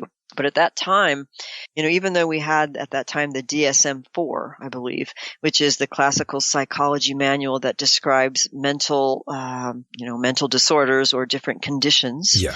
They will have like what they call the cluster B personality disorders, which I think is axis 2 personality disorder, like narcissistic personality disorder and sociopathic and borderline tend to have the type of patterns that we see, let's say, in the dark side of Cupid with the narcissistic hosted partner, basically, the one who's like run by these like beings. But now there's much more information on YouTube and in the psychological circles because so much has come out now in, let's say, counseling, family counseling, couples counseling, or people doing, hypnotherapy, whatever, that they grew up basically with a narcissistic parent who might have been an addict, an alcoholic, or a pedophile, or a classic NPD, they call it, narcissistic personality disorder. And then when you have that kind of upbringing and that kind of abuse over time, you tend to attract similar partners later in life because that's just what happens. We recapitulate these original wounds until we basically heal our traumas. Yeah, we're attracted to that. But there's much more of that going on now than has been realized even in the 1990s, that there's a large element of society that is actually very psychopathic. And this actually kind of falls into some of the, when you call it the cabal, for example, the deep state, the cabal. The what do you say? These, Tell me bloodline about families, that. Satanic ritual abuse, the cult leaders, the sorcerers, the sexual, trafficking, people running the sex trafficking, for example. Yeah, those deviants. Or they're basically the psychopaths and the narcissists. And of course, the thing is, the narcissists rarely go to therapy. They only go when they're like dragged in by a marriage partner because the other partner's like threatening divorce. The ultimatum, right. Or the kids, went to a social worker because they were abused at home, and then it was, demanded by the social service agency or the police department that, you have to have family counseling. And then when you go into a family counseling, like the psychologist is like, they'll know that primary abuser is a friggin' narcissist, Right. But they won't go to therapy like on their own. So I think that there's a larger number of these psychopathic, narcissistic types of people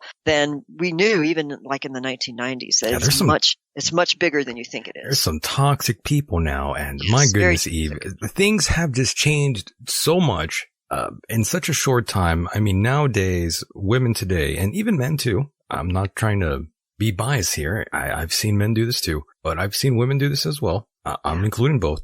You see women now have multiple email accounts, multiple social media accounts, and most people can't even trust their significant other nowadays as well. And you get these That's scary. people that are married and they even have kids and they hate each other and they're only together because of the kids. There's all sorts of these scenarios that go on, and it's sad. But that's that's online dating to be Tinder, you have somewhat all these things. dangerous because there's so many, the faults, the web bots, plus the predators love these formats where they can hide behind many masks. So it makes dating, scary. Very difficult. When you're single again, you're like, God, yeah. Yeah, I talk to lots of older men here, and lots of times they're kind of preachy about starting a family and this and that. And it's like, a lot has changed since you were probably dating. Yeah, I didn't even want to think about it. But I do run across many people who are in a classic relationship where one partner is more narcissistic or borderline. And then the ones that usually come in for help tend to be the ones who are more codependent and they're empathic, but that sometimes the borderlines will come in, but they have such emotional triggering and dysregulation of the trauma wounds they have that they have very volatile relationships. So, but yeah, it's very common. My goodness, Eve. And of course I must bring up some more of let's talk a little bit more what's going on now, since we are running out of time here. Okay. Let's go down the more recent news, and we're seeing all these things going on with the Democrats, the Republicans. You're seeing this impeachment with Trump going on that finalizes, I think, Wednesday. Wow. Eve, what's your take right now on all this political upheaval going on in the United States? Well, that's pretty politics wild, right? is what it is, but I think it's, what do they call it? The Hegelian dialectic of Republican versus Democrat becoming the two sides, the yin and the yang, while the magic takes in place beyond the observing of the two people are so biased on their views that they don't realize that there's a control game going on. But I still think that Trump himself is like a trump card, and that there's something very unique and different about him. There really is. At this time. And I think that even people who, I don't remember where I read this or heard this, but people who were aware, maybe it was the looking glass technology, which has to do with timeline technology, where they're able to look into, like chronovisors or different forms of technology where you can look into time or travel in time to observe what's going to happen in this timeline, that timeline, and a more probable timeline. And that, I've heard that said that, the timeline was supposed to be that Hillary would have won the election and that the Democrats would have won, and it would have caused like a worse World War III, like dramatic, like apocalyptic kind of scenario, and that something happened on several layers on several levels that timeline was changed, and that Trump came in and it was basically a trump card that even people maybe with some technology, maybe they didn't predict that this would happen. So, who's to say, really? I think our consciousness can change things, although we could be on a script, and it could be a script that's going on until, the final stages play it out according to what people believe is prophecy. And that kind of goes into some of, where they talk about the book of Revelation, right? And the end of the world as they know it. But I think it goes into other things that are being discussed by my colleague Laura Leon, and her partner George Leon had talked about astrotheology, and that many traditions, including ancient Egyptian and the symbology of many religions, will recapitulate in myth and in symbols and in stories things that have happened over and over again in Earth's history where there was a reset. Kind of like the Nibiru, the planetary system coming in I don't know if that's every 26,000 years or whatever it is, but supposedly this has happened before, and it was written about in different religious traditions, and it had to be remembered in a certain way so that they could basically prepare the people so that when this time came again and we basically go through a reset or a pole shift or, a rearrangement of all the continents, and basically most people die, that we're going to go through one of these events again. But the story is that this is the end game, that this is the end game of that cycle, of all the cycles. And that when that end game happens, it's a spiritual thing that basically, you either, to say this, you either go through the east gate or the west gate, or you get annihilated through the second death by staying with the earth, which will be completely destroyed. So that's part of the beliefs behind that I think was written about, but supposedly that's what these people are saying. And I don't know. I mean, that this is the end game, and the script is playing out, but we really don't know how it will play out. I think it depends on us. I think so too.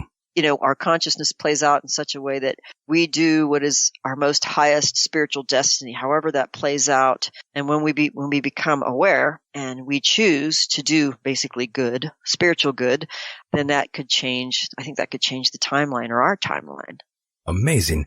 And Eve, we are going to wrap up here in a few moments, but I do want to thank you again for being a part of the program. There's so many things I want to talk to you about, but we are running out of time. But Eve, I'm glad we got to talk about a lot. So actually, I appreciate just being able to rattle off and say all kinds of things. So that was good. I definitely want to bring you back on, Eve, but this time I actually want you to co-host with me. next time I talk to someone who has a lot of experience about this as well, who's had really? this. Yeah, Okay. I thought it'd be great to have you with me here. Well, sure. Just let me know. And, yeah, that would be great to dialogue on something interesting, Yeah, for sure. And Eve, before I let you go, is there anything you'd like to plug? Perhaps your website or? Well, yeah. Go My ahead. website is, alienlovebite.com or evelorgen.com. And there is a Facebook page called Alien Love Bite. It's like a private group, but you can join if you are interested in that topic. We raise subjects or posts on that theme. And then the last thing I would like to say is that I am doing a support group with my colleague Lauda Leon on the Love Bite theme, starting Fridays the 7th. I think we have like 3 spaces left, or two or 3 left. And it's just 8 people, but it's small enough so that we can get a lot done. It's 2 hours per session, running every Friday for 6 weeks. And then we may do another one, at the end of March. But we like to do these every now and then so that we can actually talk about these kinds of things and then get support as well as understanding and hopefully some kind of resolution so that things are really going rough, that there's a way to get support and be able to talk about these kind of things. So just to throw that out there, that there is a Zoom video conferencing support group that we have coming up. Yeah. Very nice. And of course, your website is evelorgen.com, right? evelorgen.com. That's right. Fantastic, Eve. Well, once again, thank you so much. Say goodnight, everybody. Okay. Well, good night. Thanks so much for having me on. I appreciated it. Had a lot of fun.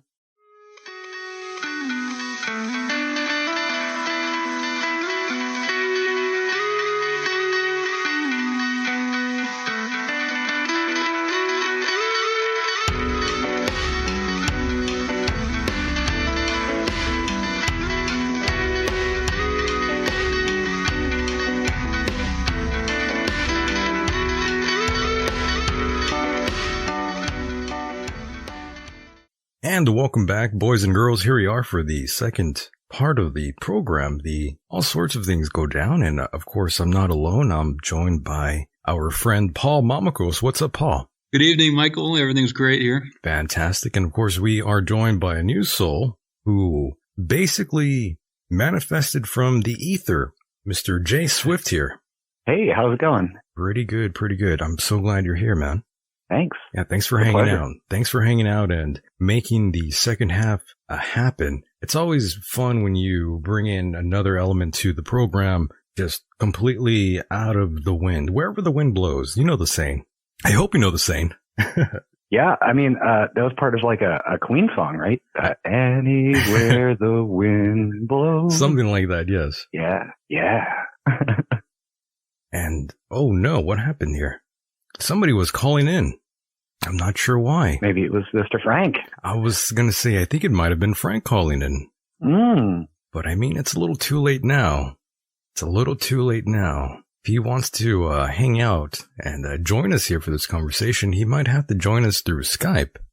That is the only possible way. But regardless, I want to thank both of you for hanging out with me this evening. We've been having all kinds of trouble. And of course, tonight, I wanted to go down a very strange route here. It's a character that we've never really talked about here on the program. Isaac Kappy has never been a subject on this show. And Jay, you are here to help us out and to put this together for us, because I don't know all the facts about Kappy. I know he's been recording himself and doing all these videos on Twitch or what have you. And he's a very interesting gentleman. I'm not sure what the hell happened to him, but apparently he was quote unquote forced off a bridge. Allegedly. Right. Allegedly. Right. Yeah. What do you know about Isaac Kappy, Jay? Well, I know he came out and he had this whistleblower story about Hollywood, and he made multiple accusations against people. I think the most famous was Beth Green, and he started to kind of hit the internet scene, and he did a couple streams. I think you probably saw him on Lift the Veil and a couple other ones. And he got into the Twitter community, was banned.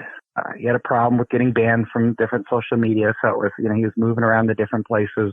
He eventually, I think somebody told him, that you have other options. And somebody showed him Keybase, and then somebody showed him the Chan boards.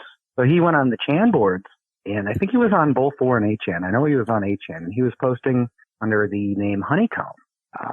And this was a way for him to still get out his message in light of his bands. And then he was very famous for his periscopes and things of that nature. I think Brackets and Jackets is one that most people know about. And then there came that last periscope, infamous periscope, where he died a few days later. And in that periscope he said he wasn't suicidal.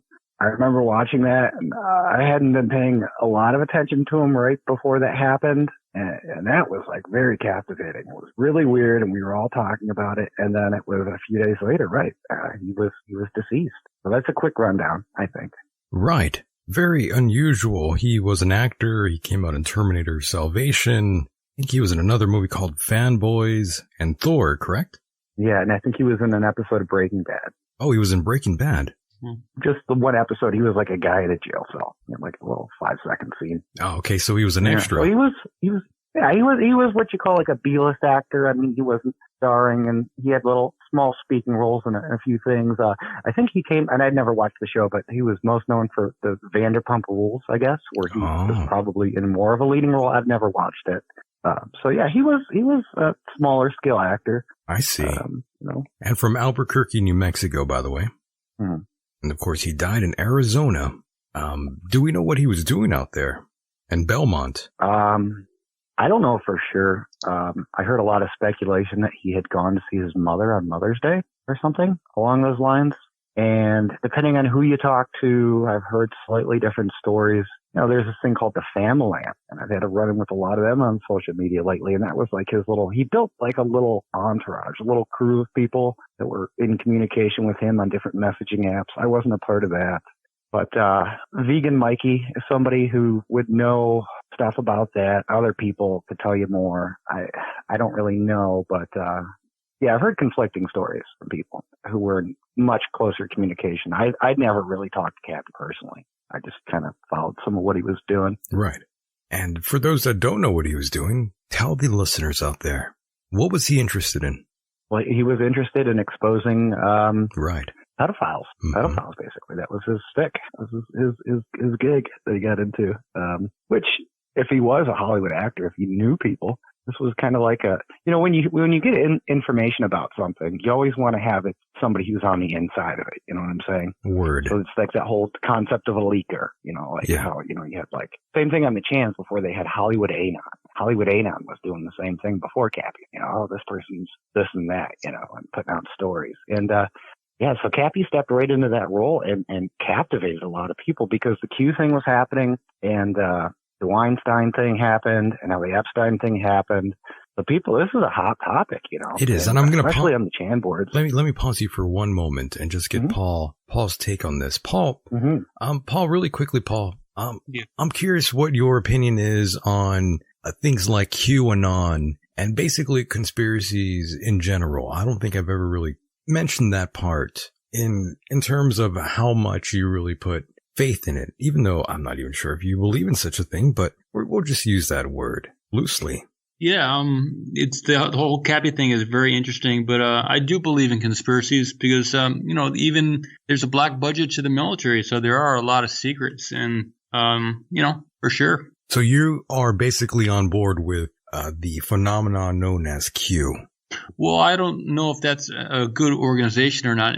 I've seen some of the stuff, and I've heard that some of it maybe is like from the white hats, some of it's from the black hats. So I'm not sure, and I don't follow it, but yeah, you're not. It's not good stuff there. It's not ascertained for you. In other words, right. For sure. So Jay, where are you along the lines of Q? Is this legit or is this just another LARP? That's a very complicated answer. It's a little complicated. I understand. Yeah. I've spent a long time researching it, and there's like different parts of it. And it's kind of changed. And, there was an origin story that was put out by Jack Posobiec about how James Brower and Microchip invented Q. And I knew both of them, and I talked to them both fairly recently, and James for the better part of 2019, and I knew them back 2016 and 2017 October when Q was made. And they showed me a lot of stuff that suggests that they had some involvement in the creation of Q. Then they said, that after they kind of started it, they passed it off to other people. Kind of tracked who supposedly it went to.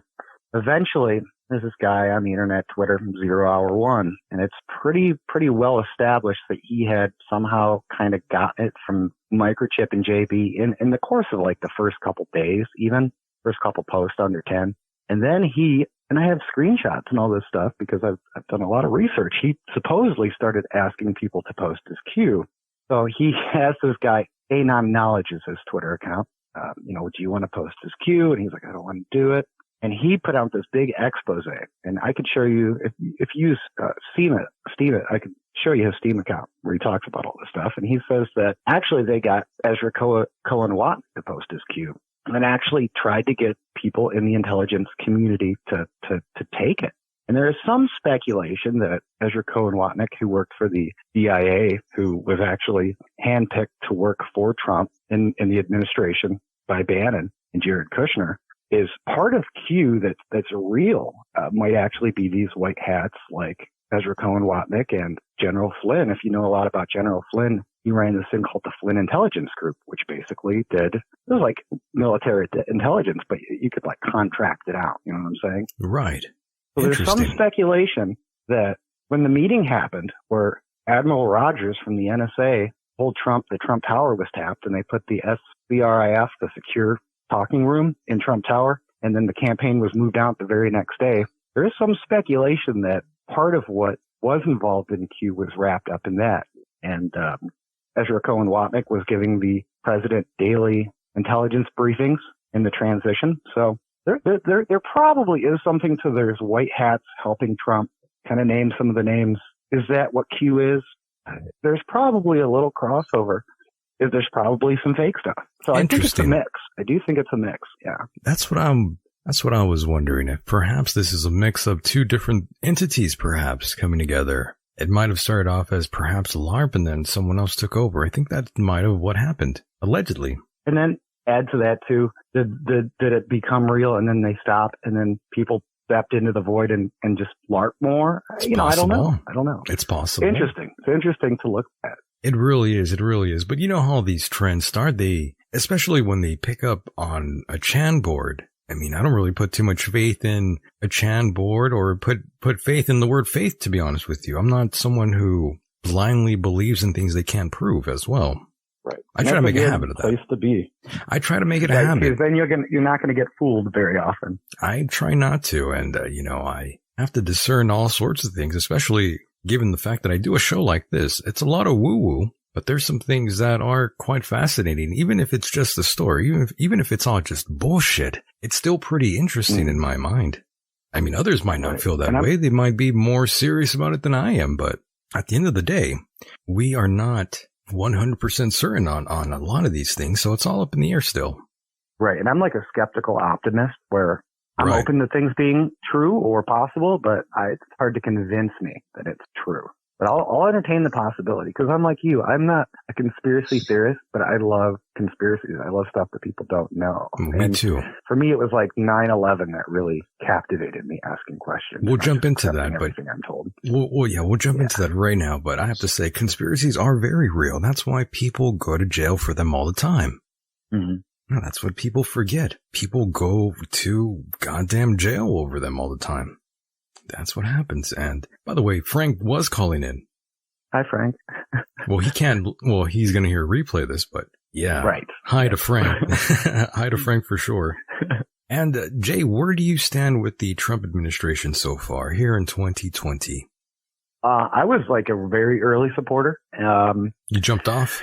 Like during the debates, October 2015. No, I'm still a big Trump supporter. I think he's done a great job, especially in light of like how much adversity he's faced, how much they've tried to tie his hands with like the Mueller and then the impeachment, and it's just endless. Most people would have broke, even presidents. I can't imagine most people being able to like go through that, but he thrives off of it. I think he's doing a good job. I'm somebody who, I'm I'm not anti-establishment, but I think the system's broken. I think the system's rigged. I can see why people would like Trump or even Bernie Sanders. I'm not a Sanders supporter, but I have a lot of respect for people who want candidates who are not just bought and paid for and controlled. I like people who like Ron Paul, for instance. I see. Yeah, I could relate with that. I'm still kind of punk rock in the essence still. I'm very much anti-establishment. I'm not a Republican or a Democrat. And I don't really even like independent parties either. I don't even really like being a part of any group. I think it's all silly and bullshit, to be honest with you. Right. But that's just my opinion. And I think I gravitated towards Trump because he was somebody that, I was sitting on the Chan boards and we took a liking to Trump. Like I said, it was like October, November 2015. He was like just basically dancing on people at debates, like owning people. And we were like, oh yeah, this guy's so funny. Like we could meme him into being president. And everyone's like, no, this guy's never going to be president. And it became almost like a challenge, to like make Trump president. And that whole process captivated. And that's, I think, why I became a supporter. Because like, again, it was like the same thing the Bernie people are doing. It was like supporting the outside candidate, supporting the guy who pissed everyone off, who made everyone mad because, he wouldn't do it their way. And, It's interesting. This is a very fascinating point in our nation's history. I think even Paul can agree with that, right, Paul? We've never seen shit like this go down, especially from our boy in the chair there, the president. I mean, again, gentlemen, I didn't think he had a snowball chance in hell to be elected to be president, to be honest with you. And it's not because I hate Trump or anything like that. No, not at all. I don't hate any man I don't even know, so I can't make that sort of judgment, but I honestly didn't think he would be allowed to run the show. I think Trump is awesome, and he's a billionaire too. So to accumulate that kind of money, you got to be able to manage different things. So he's got skills. You agree with that, Jay? Oh yeah. I mean, and that was kind of the thing. If you can run a business, you could probably run a country in theory. Not to say that there's a straight equivalency there, but these other people in government have never ran anything in their lives. A lot of them were. Look at like Hillary or Bill. They went to college, they were lawyers, and then they got maybe you put some time in and you become a senator or something. But a lot of these people were silver spoon, rich families, kind of elitist. They got into positions of power. They used their power to increase their own wealth. They're inherently corrupt. So Trump at least showed like knowledge and skill where the heck skill set does Hillary Clinton have? Yeah, I'm not even sure if most of America would even want a female to be president, even though it's kind of a sexist thing to say. However, the way it played out, I don't think America wanted a woman. I think if we had like a woman who was talking finances and balance statements and cash flow, then it might be a different story. But if it's all emotion and no mental, then I think that's a problem. Jay, go ahead. It sounded like you're going to jump in there.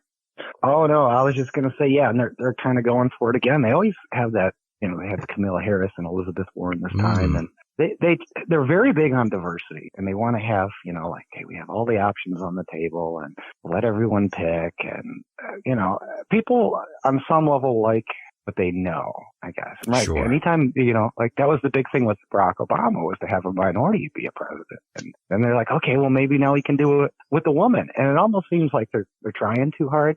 Instead of just, letting the best person win, they almost seem to force it. Well, let's be honest with you. We see this sort of agenda from the mainstream media in Hollywood, the way they push that narrative of putting the female as the lead role now in everything. And again, I'm not sexist at all. I love women, respect them tremendously. But I see what Hollywood is doing, and they definitely are trying to muddy the waters.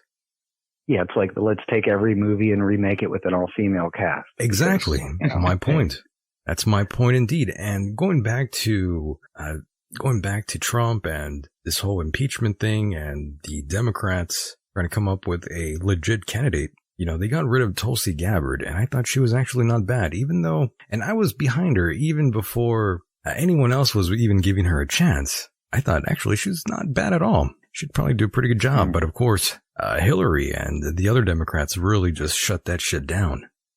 It seems like anything that that they may have done themselves, they're accusing the opposite side of doing. So it's kind of their method interesting.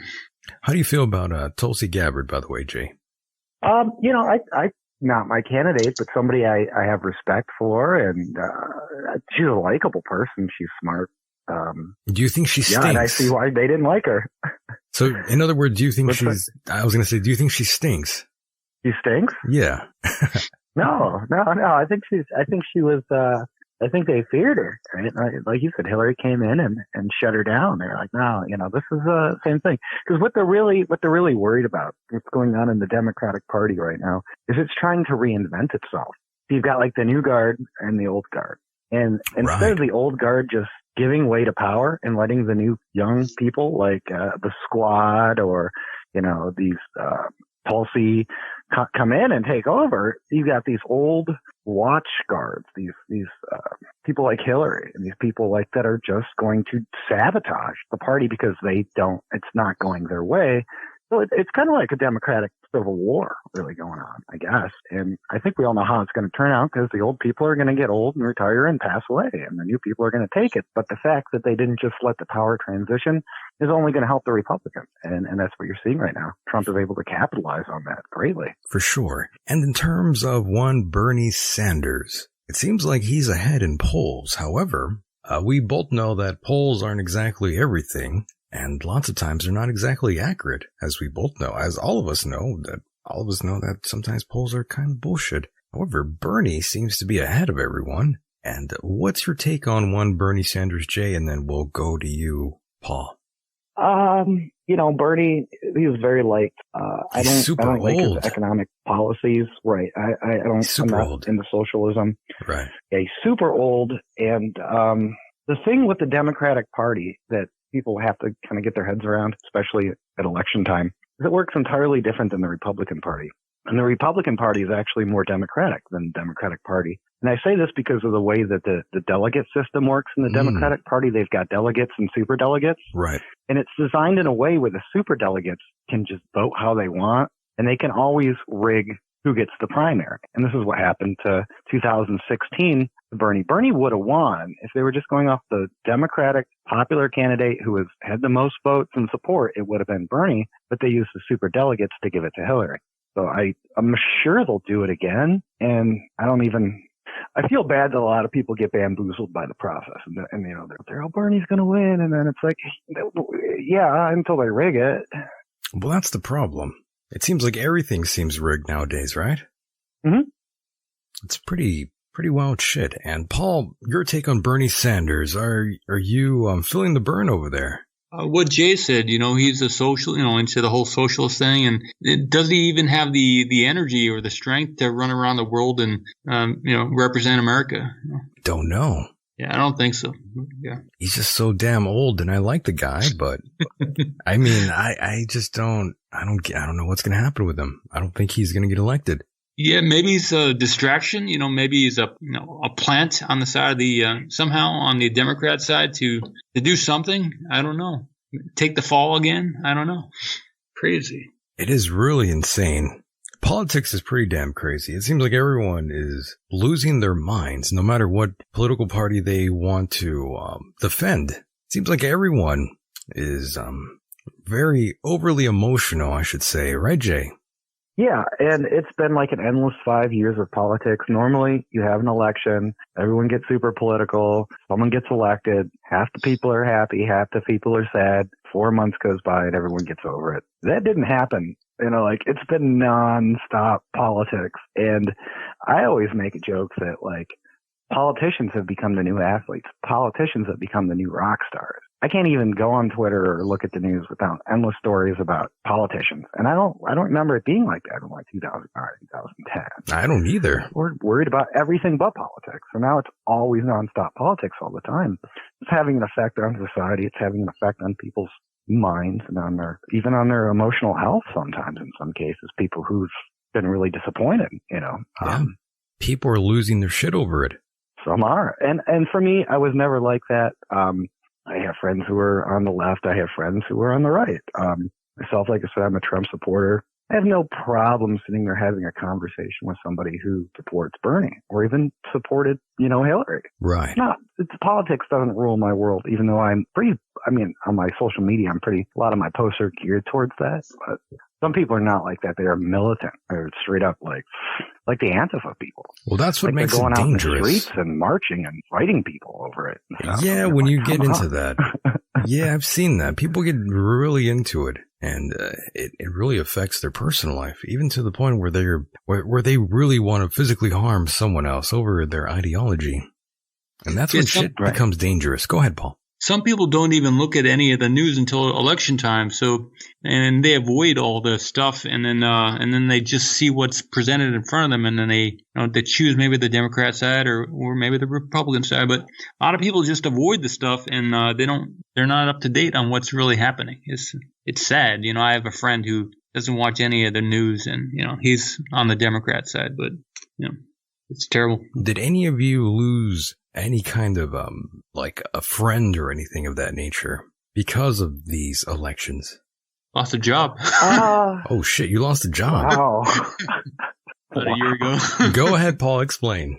I was working in hospitals, and it's mostly a liberal in my area, liberal Democrat kind of nursing and that kind of thing. And they're the doctors and everybody are pretty much on the Democrat side. Wow, and you lost your gig over that. Pretty much. You hear that, Jay? That sucks, right? That does suck. That's really, really, really bad. Myself, I keep it to a certain, when I talk about politics, it's like what some of my Twitter accounts or whatever were for. And, I try not to get into it in real life too much. I used to wear my MAGA hat around all the time, and I've had one or two instances where I was out in public and somebody started with me just because my hat or something like that. So you gotta be careful. I actually stopped wearing it. I was like, all right, yeah. Somebody tried to fight me once. Wow. I was like, dude, I'm not gonna fight you. It was crazy shit. I was at a bar. He was drunk. Guy actually wanted to fight you over it. Yeah, he came up, knocked it off my head. I was like, what? Yeah, it seems like that's what the media wants, to get people all rowdy, fire people up, make them violent. It almost seems that way. Maybe I'm wrong, but it seems more likely that way than it ever was before. That's for goddamn sure. There was a lot of acceleration happening, accelerationism, excuse me. Yeah. And the media was responsible for most of it. And it led up to, look at Charlottesville, something I talked about, where somebody lost their life. There's riots. I mean, there's people fighting and it's chaos. And that was my moment for me when I was like, the world is going crazy. I was like, man, people should be de-escalating this, not throwing gas on the fire. That's what a lot of people wanted to do. And that was scary. And you reach a certain point and you're like, wow, America could break in half if you push people far enough. And that's kind of the process we've been in. I don't think that's what's going to happen, but some of these people, that's what they want. Some of these activists, they want to create an accelerationism because they think it'll cause a change. Like Antifa, these groups. Yeah, and there's some right-wing people like that, sure. The far right. Yeah. So. You have those crazy people, I don't want to just single out the left. Yeah, I don't mean to beat them up at all. I don't mind. I don't mind anybody really. I don't really judge anyone for their political views at all. But yeah, for the most part, I get along with people. I mean, I really do. I like people. Naturally and normally, you're supposed to. But you listen to different media shows out there, radio and television, and it almost seems like they want you to think otherwise, right? For both sides, it's almost like they want you to go and chastise whatever political opinion you're seeing there, whatever the opposite is. It's almost like they want you to attack those people badly. Yeah, because I think that's just like the drama, and drama sells. And what do you think? I mean, you get people worked up. I mean, of course. It's better than clickbait, and this is what you see on YouTube. How many streamers just dedicate their time to causing drama and stirring shit up? To bullshit, because people love to watch that, right? Yeah, but it is you terrible, see a lot of right? Yeah, we won't mention any names, but we see lots of those individuals, by the way, in the I could say some, but I won't. In the so-called truth community, you see a lot of these folks out there, the self-important, autistic mouth breathers out there. It's probably not PC to say, but that's the truth. Oh, Paul, is that you back there echoing away? Yeah, sorry. That's okay. Sorry. Do you agree with that, Paul? Do you feel that way, that there's people online that are just, out there being attention whores? Yes, but if you have to look at the vaccinations and stuff like that, and maybe they can't avoid it.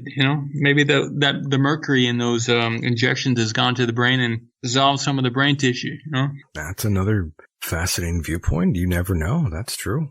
Lots of these people, lots of these folks, though, they have serious issues in their lives. I've noticed that. I've talked to, well, not personally, but I've talked to these other individuals who met various people in the so-called truth community, and it seems like lots of them deal with mental health issues, I'll just politely say. And Jay, I think you know exactly what I'm talking about here.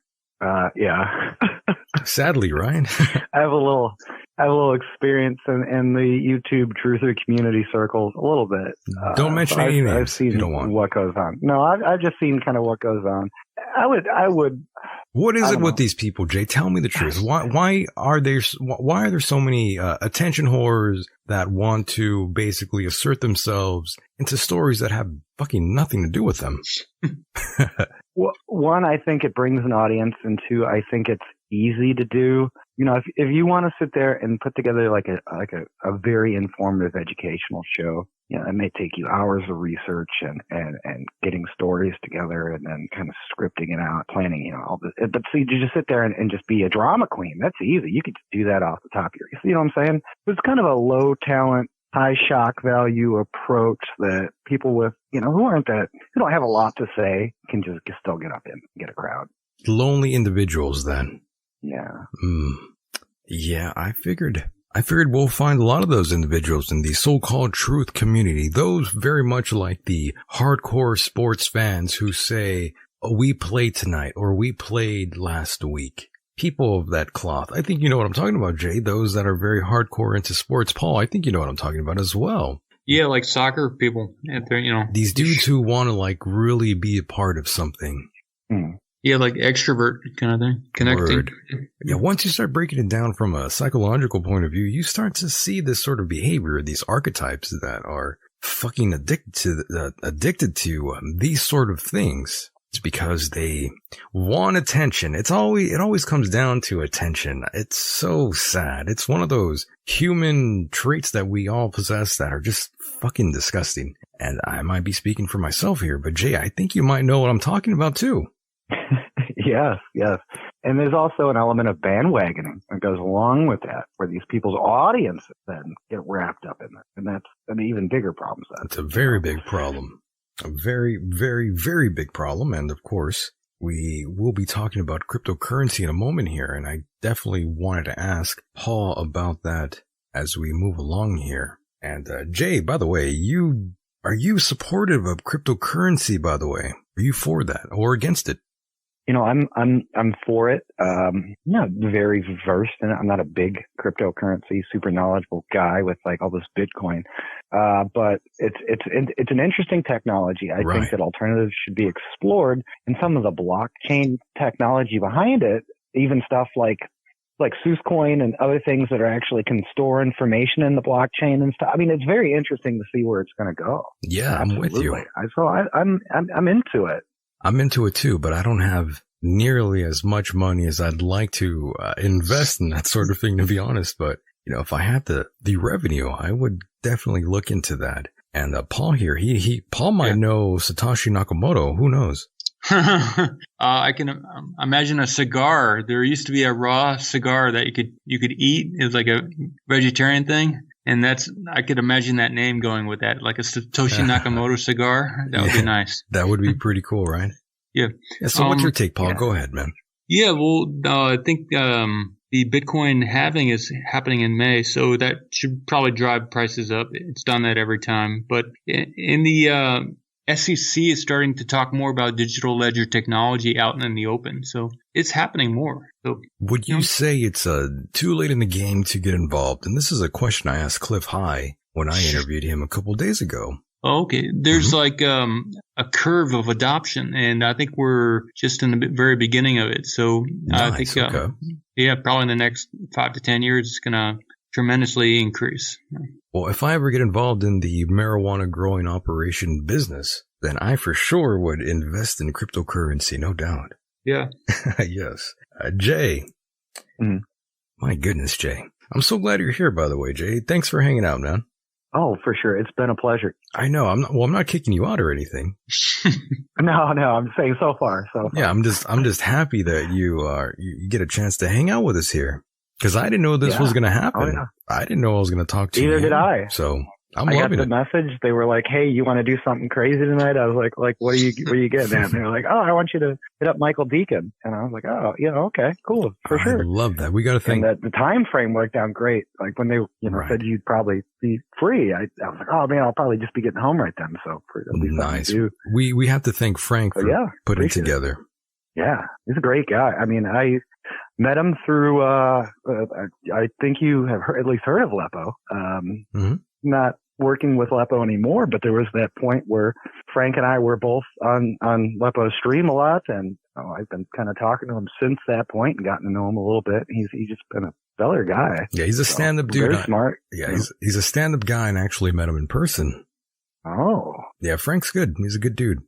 He's a very good dude. And by the way, Jay, here on the show, I talk about all kinds of crazy shit. And earlier tonight, I was talking about the alien love bite, which is something that's so bizarre in the UFO phenomenal world. And I'm just curious, what's your take on extraterrestrials? It seems to be a hot topic all of a sudden, especially in the media, the mainstream media. It seems like most of the time, late at night, they'll probably pop in with a story or two about UFOs of all things. So, Jay, your take on that, do you want to believe, or do you think it's all bullshit? well, as vast as the universe is, I'm sure there's probably extraterrestrial life. Now, Right. has that life built technology to travel to Earth? I don't know. Same thing. That's like I was saying to you earlier, Mhm. where I'm kind of a optimistic skeptic. That's good to be. So Yeah. I'm open to the possibility. I've never seen too much concrete proof. I've seen some things that I can't explain away, but not enough to convince me that it's completely true. Mhm. So it's one of those, and this is what the conspiracies I like, that it's just nobody really knows, and you can just explore that almost endlessly, which is kind of a rabbit hole. Yeah, it's that a you could get mystery. stuck in, but yeah, it's a true mystery, right? It's a fun mystery, though. Right. Yeah, Yeah. I like it. I mean, I used to watch that show Sightings. Remember Sightings? Oh, I love that. Yeah, I love that show. it's good. I wish It more. was very interesting to me. I wish more shows like that Okay. would exist, so I could somehow finagle my way into doing voiceovers for those shows. That'd be fun. You got a good voice for it, I'll tell you. I appreciate that. Thank you. I take this seriously. Mm-hmm. It goes right to the heart when you say those words. Oh, Yes. But my God, Paul, were you with extraterrestrial life? Do you think they actually visited us at one time? Do you think the government made contact with them, as many conspiracy theories like to throw out there? I'm sure you've read articles plenty of times with Eisenhower that he met an ET somewhere at some base. Paul, your take. Go ahead. I think all the above are probably true. Never know, right? Mm-hmm. Never know. Never know. There's a lot of secret stuff out there. The black budget is in the trillions of dollars, so they got a lot of secrets. Go ahead, Jay. now I was going to say too, Paul. The one thing that I think is most interesting, and I want your comment on this, is like when you look at it in relationship to the ancient cultures and like the Nazca lines and some of the stoneworks at like Baalbek, and you're like, how did these ancient people do that? Right. What do you think about that? Yeah, the elongated skulls and the even the Hindu stuff shows a lot of interesting things. So I believe probably 100% that it was stuff happening. Yeah, the skeptics like to say, with the whole elongated skull, they like to say, well, ancient humans learned that, or primitive humans rather, they learned that it really has nothing to do with ETs, blah, blah, blah. But that's sort of a concept that just sort of came out of nowhere, don't you think? It's a little unusual that would pop into their heads without them actually being influenced by something. I mean, we're not so much different than ancient man was at one time. If you really break it down and think about it, we are easily controlled by what we see on TV. I mean, just think about all the fucking people that actually became cops when that goddamn TV show Chips came out, man. I mean, we're still pretty primitive. Monkey see, monkey do. We are easily influenced. And my God, nothing has changed too much since primitive man first, landed here or arrived here, thanks to panspermia, perhaps, if you want to believe that sort of thing. I do, personally. I'm not sure if you're a fucking creationist. I'd feel bad for you if you were, but, my God, man is so complex and simplistic at the very same time. And my God, we still don't fucking know anything about the universe and consciousness, and the list goes on. I'm sure you can agree with me on some of these things I'm ranting about. Yeah, and some of the people who explore consciousness the most are the most criticized and demonized. That's true. Look at somebody like Timothy Leary, for instance, or look at somebody like an Aleister Crowley, or like Jack Parsons from that kind of. I mean, there's so many examples you could pull out of this guy. Had this, or Ed Leeds Scallion, or even Nikola Tesla. You know what I'm saying? These people are considered radicals. They're considered insane. They're almost laughed at. They're mocked. They're called every name in the book. And these are like some of the brightest minds. The brightest minds, yeah. Right. Jay, are you religious? So yeah, anytime you get too far away from the status quo, you get chastised and criticized and exiled for sure. And Jay, are you religious? Did you grow up in a religious household? I know you're out there in a place where I think it's kind of like a Bible Belt sort of region, in my opinion. You know, it's not such a godless, heathenistic brawl for all like it is out here in California. Yeah. I wasn't raised religious, never brought up. I think it was tried to, they tried to shove it on my mom. So she just never did that. I think she somehow was like, it was like her rebellion.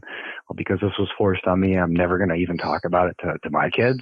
Right. So I didn't even study I didn't even really find the concept of the importance of religion until I was becoming an adult, and I was in a big reading phase. I was just obsessed with books.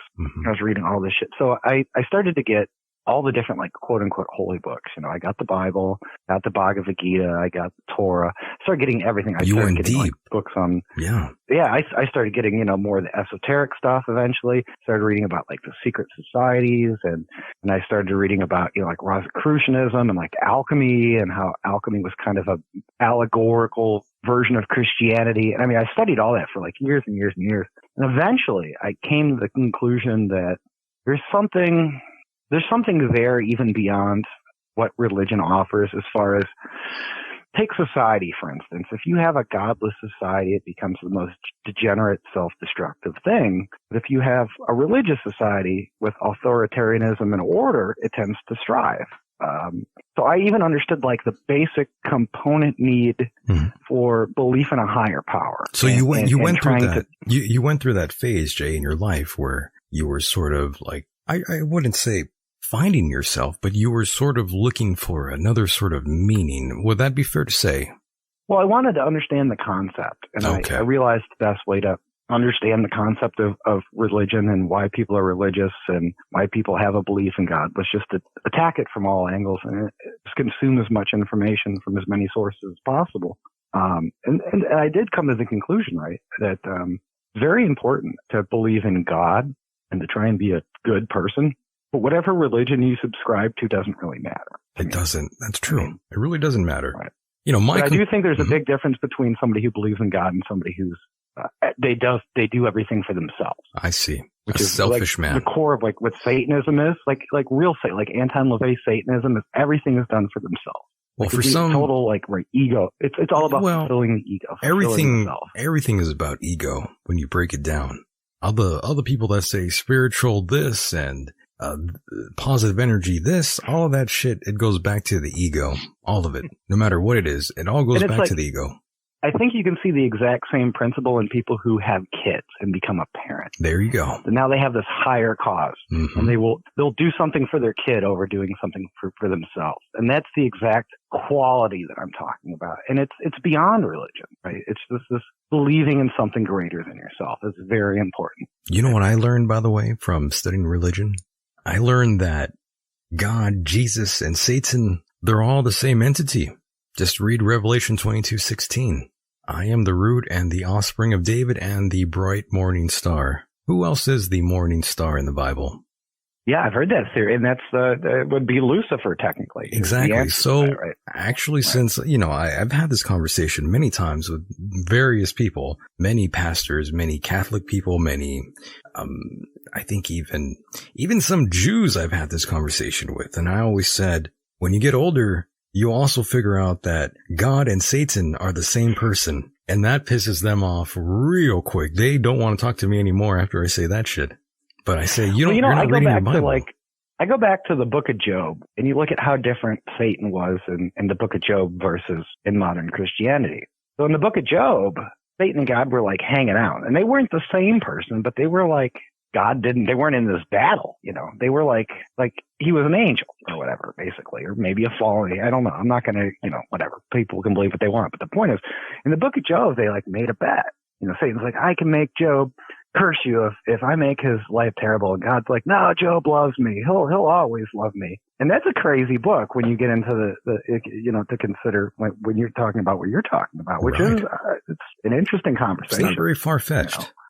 It's not very far-fetched. Paul, anything to add to that? Do you think that's all nonsense? Well, when you get to that level of spirituality or of thinking about things, then the stories that brought you to that place, you have to let them go and go deeper, beyond the personality. Yeah, because God, the concept of God that will talk to you, that has to transition into a different concept of God that's ever present everywhere, in everything. So then God will be in Satan and God will be in everything because everything is God, so. I see everything as God and Satan. Yeah. I see nothing as just all positive because life is not positive. There's all negatives involved. And like your family and friends, they're all potential menaces.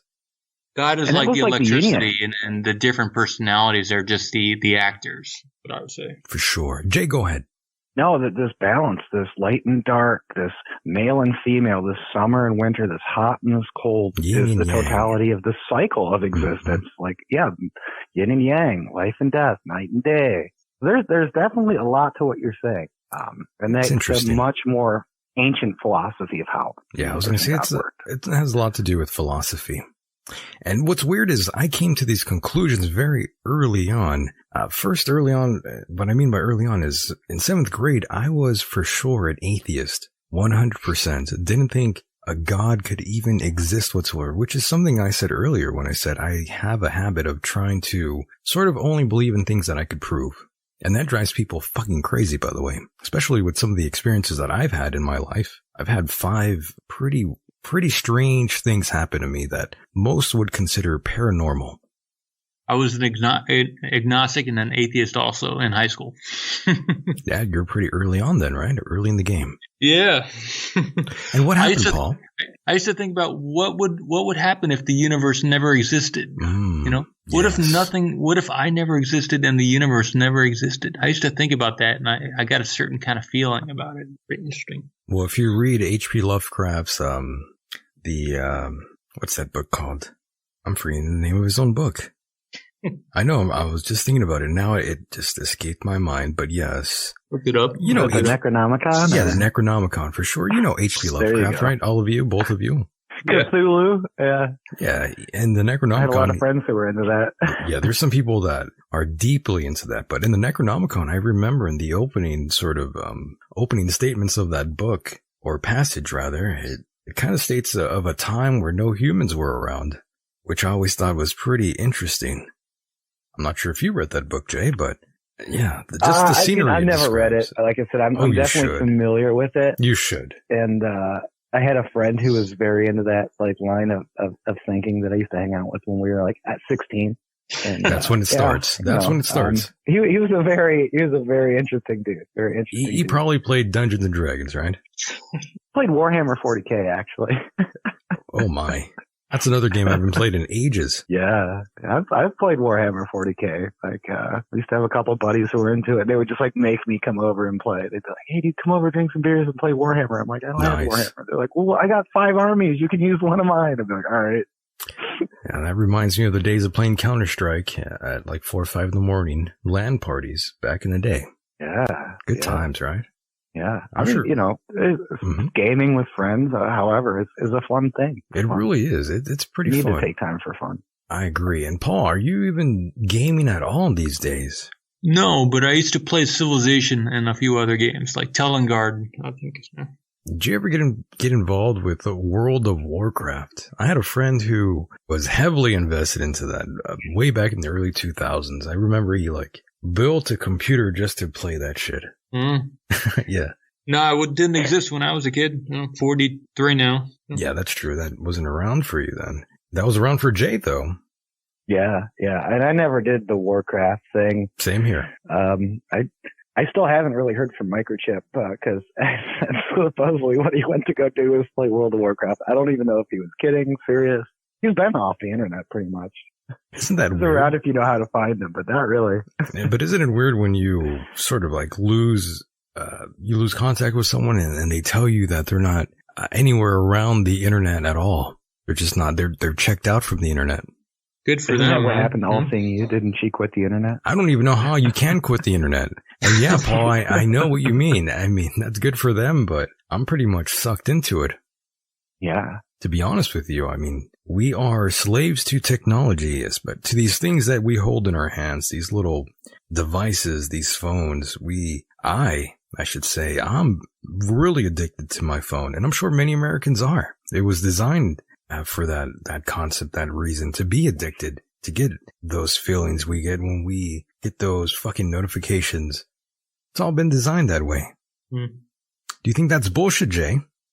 No, and I agree, and it gets worse with time. I'm somebody who I avoided the internet for the longest time. How'd you do it? It took me a while to get on social media. It took me a while to actually get really invested, but once I did, it's like quicksand. I mean, you just go deeper and deeper and get sucked more and more in, and then, I mean, basically, unless somebody bullies you off the internet or something, I mean, it just gets worse. Bully you off the internet. Sorry, I've seen a few cases of that. Me too. That's why I'm laughing, because there's some people out there that do have that sort of mental capacity where they would allow themselves to be quote unquote bullied. I mean, oh my gosh. Oh my. Well, some people are very good at it, and trolling, they'll pull up everything about your past, the doxing, the smear tactics, the threats. Some people are, that's what they do. They bully people on the internet. I've known some people who've both done it and been affected by it. I'm all for some good trolling, especially when someone's being a real jerk, just to have at them. But, I never cross lines. You never doxed anybody. Hurt anyone on the internet or anything like that. But that's what some people do. And the internet is getting more and more scary. And that's why I'm even calling you from a Google Voice number, because some of these people on the internet, man, you can't trust them. Try and just hurt you, get all up in your shit. Yeah, you can't trust people, man. It's not like I think you're going to do that, but I always talk to somebody the first time usually. I'm going to dox you right now. I'm doxing you now. Do it. As we speak. 300. It'll be the number 300. Oh my goodness. So Jay, what's going on with you out there where you're at? I'm not going to say where you're at, by the way, but out there in your location, what's going on in the dating world? Earlier, I was talking about Tinder, and there's there's a story right here, man, that says dating apps face U.S. inquiry over underage use sex offenders. So apparently, I'm sure many people know that people that get on Tinder or Grindr, if you're a homosexual, if you're from Palm Springs, if you want to get behind someone, you're on Grindr.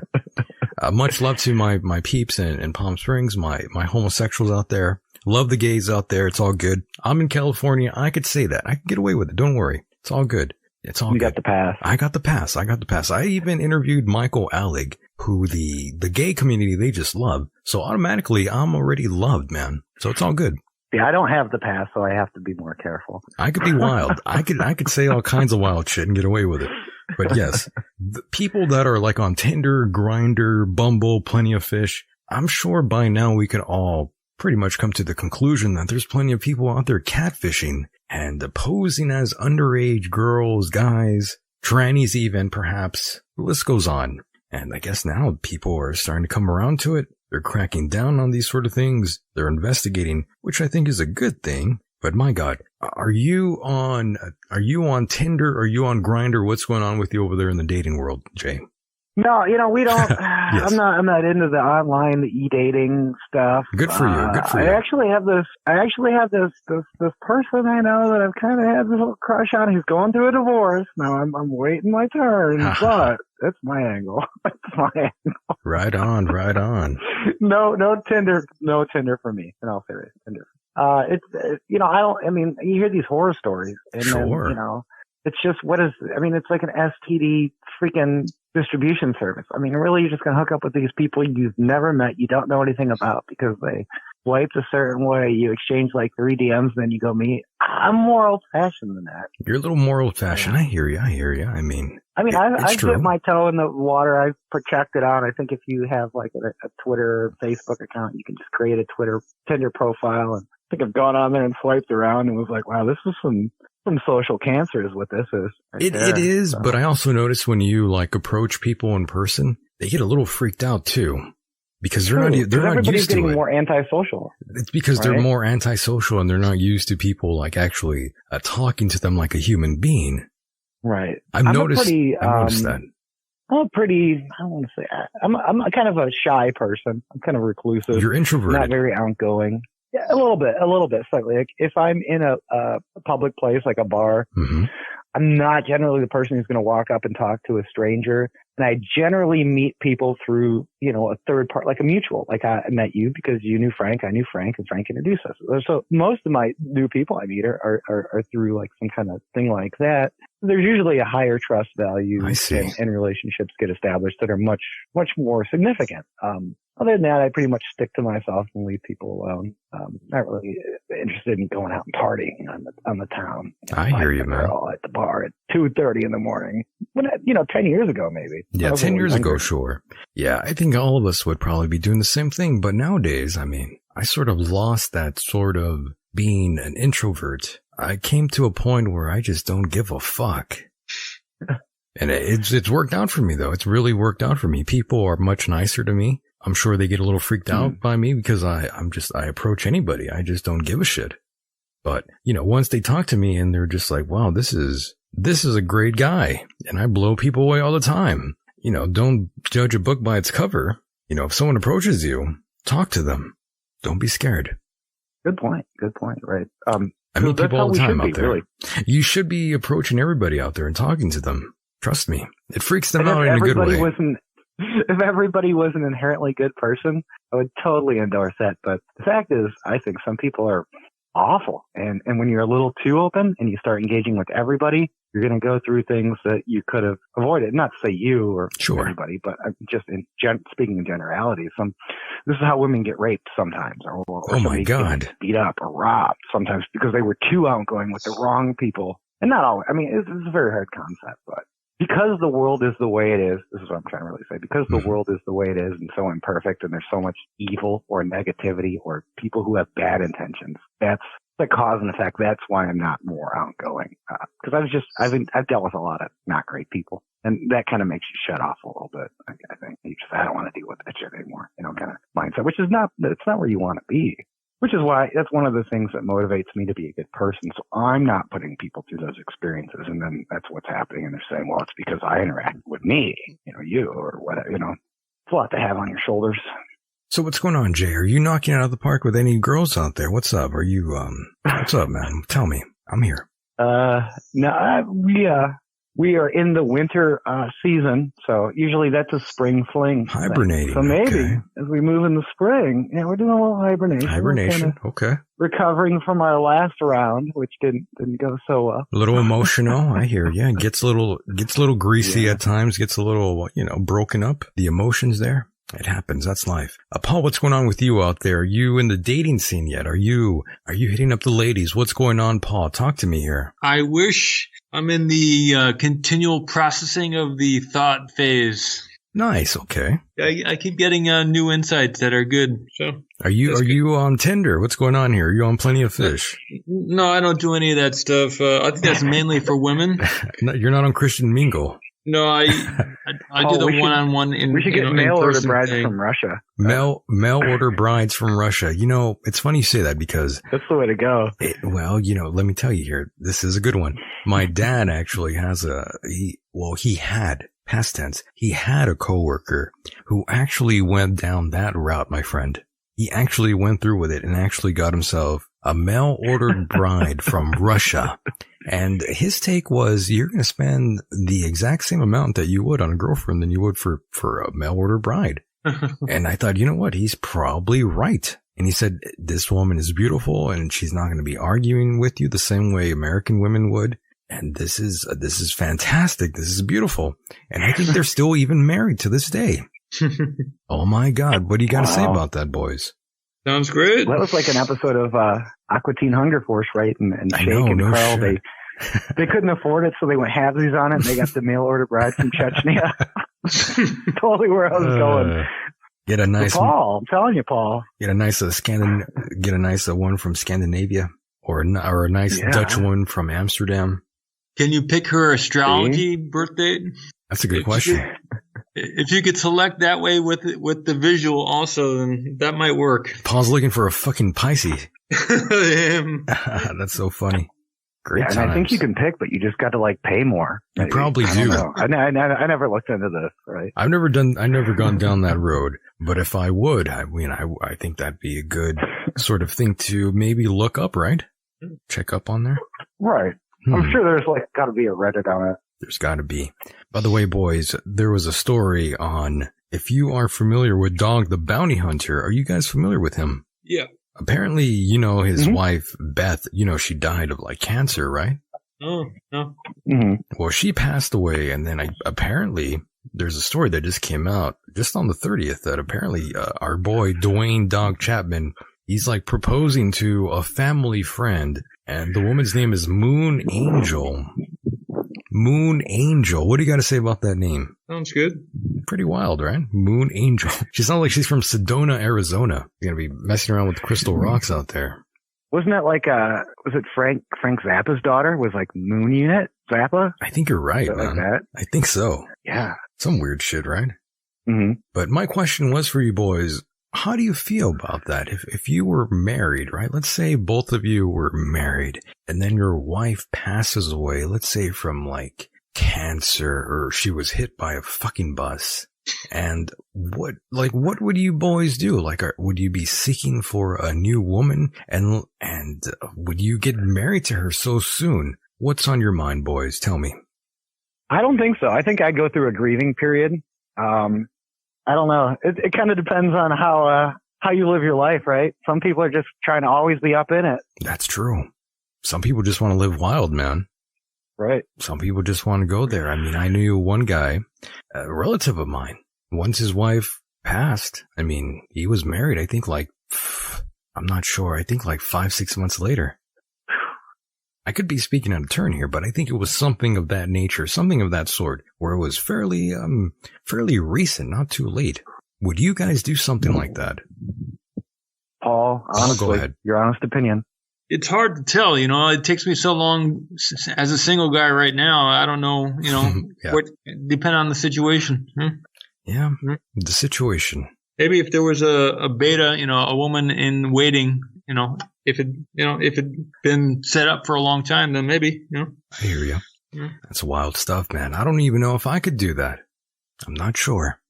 But then you might get that like crazy girl who like confesses like, I've always loved you. You're like, really? That's true. The whole time? And they're like, yes, but you had a wife. You're like, well, that's a game changer. It's also something else, especially if you were like really committed to the woman you were married, and when she's gone from the picture, it's kind of like, you're kind of wanting some new strange, Mm-hmm. It's kind of crass to say that, but I mean, you get some new strange and all of a sudden you're in love. She breathes air, I breathe air. You like to eat, I like to eat. You like to watch TV? Oh my God, I like to watch TV. We're in love. So these things do happen.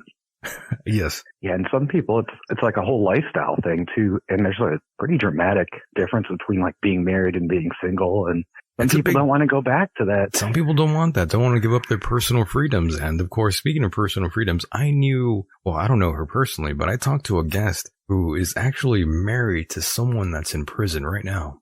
They're going to be behind bars for life. And this woman married that guy. She married him before prison, right? No. After. Oh, I was afraid we were going there. Oh, we're going there. She married this dude behind bars, okay? Wow. Why? I don't even know. And I met her. Her name's Joanne, and she's a lovely woman. I respect her. I like her so much. But she married a guy behind prison. I don't know why she did that, but she was compelled enough to do so. So there she is. There she goes. Well, people do odd things sometimes. Our human nature will always be the greatest mystery to me. It's just a question, why do people do what they do? Why, right? Yes. Why do they do the things that they do? What is people's motivation sometimes? My God. Paul, what do you think of that, Paul? A woman marrying someone that's, in prison for life. What's up? Well, that specific case, she's been married at least twice, and she's had kids from at least one of the guys. So maybe at this point in her life, she's just looking for something else, So maybe that suits her. Or maybe she has a partner in addition to being married to him, Well, women are weird, Yeah, women are weird, and they have some weird fetishes sometimes too. I'm telling you, I know firsthand. Yeah, maybe it's a fetish thing. Yeah, it could be a fetish. It could be a fetish. I mean, she doesn't have to worry about him cheating. She's gonna know where he's at all the time. well, probably not with a female. That's true. Hopefully, he's not popular around. Hopefully, he's not popular there, huh? Oh, I don't know if it's being popular or unpopular that gets you a boyfriend. Oh my God! I've never planned to be. Yeah, I don't think I want to go to prison either. My God. Some things are best unknown. Oh my! And Paul, you know exactly what I'm talking about, don't you? You're very familiar with Joanne.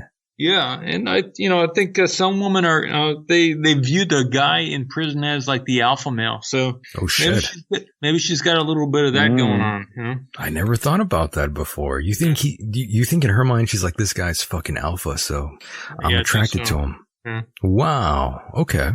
We can put the woman's actions up on a pedestal, but you also got to look at the just the bare facts. I like that about you, Paul. Does he get conjugal visits? I mean, is she still? That's a great question. Getting some out of this? That's a great question. I'm not even sure. I'm not even sure, man. I'm not even goddamn sure.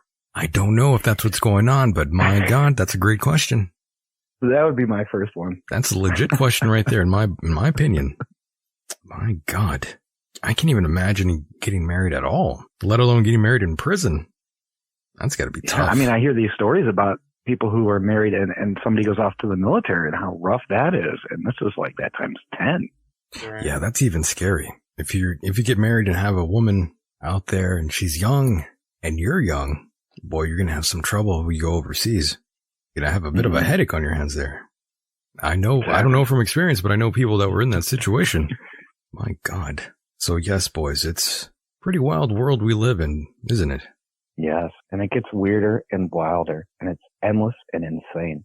It's insane, like that Paula White, the spiritual advisor for Donald Trump. Yeah, she's an interesting person. Yeah, I watched some of her videos over the last couple of days. Oh, shit, you saw that? Yeah. What do you make of Paula White, Trump's spiritual advisor? You got anything, Jay? We're all going. Yeah, either one. You never heard of her, Jay? Go on. I'm not that familiar with her. I don't have much of an opinion, so Paul, if you've got something. Yeah, well, I'm more to the she's into the whole religious thing and the like Jay was saying, the structure, any kind of structure is good. So from that aspect, she's got a lot of stuff to offer people. But I'm more into the non-physical or the unstructured happiness. And so I'm not into all the words and the scriptures and everything. But she does good stuff. She's been divorced twice, though. Is what I saw. So definitely, if people don't know about hypergamy and Rollo Tomasi, you got to check him out because he explains what's going on with a lot of women everywhere. Amazing. Yeah. For sure. And by the way, speaking of Trump, even though he wasn't around, I'm sure you guys saw that story of that car chase that happened to pass by the Mar-a-Lago, and they went through the barricades and cops opened fired. Heard about it. Yeah. You saw that shit, Jay? That was wild, right? Yeah, there's been a few incidents like that. That's definitely the most recent. And, huge Bernie supporters could have been coincidental. I'm not really sure what happened after the fact, how much more the story came out, but I think it might have been intentional. Like it might have been some kind of disgruntled domestic terrorist scenario, but I'm not really sure, honestly. It's a weird usually story. When the cops open fire, though, it's pretty bad. I mean, yeah, I'm not even sure if she even knew that she was driving into the hotel, but maybe she did know. Either. Yeah, I don't know. We're both not sure if she had any sort of awareness where she was driving, but driving there and going through the barricades, that's probably not a good idea. Right. It'd be hard not to know. It'd be very hard not to know. Like, okay, this is a restricted area. I'm not supposed to plow through these barricades, and it's just going to be fine if I do. So, I mean, that's giving her a lot of benefit of the doubt. Well, you're right about that. And apparently she was some sort of opera singer. I didn't know that. That's weird. That's weird. It's very weird. I mean, she was dancing on top of a car, and she was chased by police, and she went into the hotel, the Mar-a-Lago. I mean, the whole story is kind of odd. Mm-hmm. I have a feeling they're not telling us everything. And that's kind of where I am on a lot of stuff, where I don't always know when we're given the full picture, when we're given selective information. And one of the things I've talked about a lot over the past week on my social media is this coronavirus. And the coronavirus. How much of the real story are we getting? How much of the full story are we getting? What are they not telling us? So that's always something I consider when looking at information. Yeah, let's talk about the coronavirus. That's pretty interesting. This whole outbreak that's going on in China. People are saying it's because they were eating snakes and bats, and now people are saying that's not true. That's not how it happened. People are going, they are not really even certain, I think. That's just my opinion. I'm not even sure if they are 100% certain how this thing even started. Well, yesterday I was on Twitter, and I saw that Zero Henge article, and they tweeted it out, and it was all about, it was tying in the situation with the people who were arrested in Canada or wanted. I'm not sure if they were arrested, but there were certain people who were working, they were Chinese nationals, supposedly spies, who were working with the contravirus, who supposedly in 2017 and 18 had sent 5 samples of the coronavirus to the lab in Wuhan, China. So the Zero Henge article took that story and it corroborated it with the story and theory that I have, that I think it somehow escaped from the virus lab in China and Wuhan. So you think it's a bioweapon? It's more likely. Well, I don't know if it's a bioweapon, but I remember the first day I heard about it in the news, I said, wow. And this was even on Conspiracy Theory with Jesse Ventura, where he talked about Plum Island and the theory that Lyme's disease was something that they were experimenting with ticks in Plum Island, and somehow it just kind of got out. So that was the first thing my brain went to was, right, did this escape the lab? Now, was it a bioweapon? The article seemed to suggest now that there's possibly 2 HIV strains sequenced into this coronavirus, which would I saw that too. Be a very strange natural mutation. So this is where I'm starting to be like, it's getting kind of weird. It's a little iffy. It's a little iffy. Airborne super AIDS? I don't know. Maybe. Yeah, I mean, it seems like it's intentional, right? That they release it on their own people. It wouldn't be the first time a government has done such a thing if you look back in the past. Yeah, one of the thoughts I had was we just signed this thing with China, and they're supposed to be buying a lot of our stuff, like billions of dollars worth. Oh. Are they still going to buy our stuff if all their people are sick? That's true. Well, I know the stock market. Do we want to buy their stuff? Or we want vice versa? Yes. The stock market did take a plunge since the coronavirus first was making waves. So there's that. And if you believe in the deep state New World Order cabal, you could throw that conspiracy out there. Are they so anti-Trump, who's doing all this stuff to strengthen America and build up the stock market and end worldwide globalism? It was this, they tried to do the Mueller, they tried to do the impeachment, they knew the impeachment was going to fail, and they're just like, release the virus. Now that's a crazy conspiracy theory, but it's a fun one. Hillary might have done it.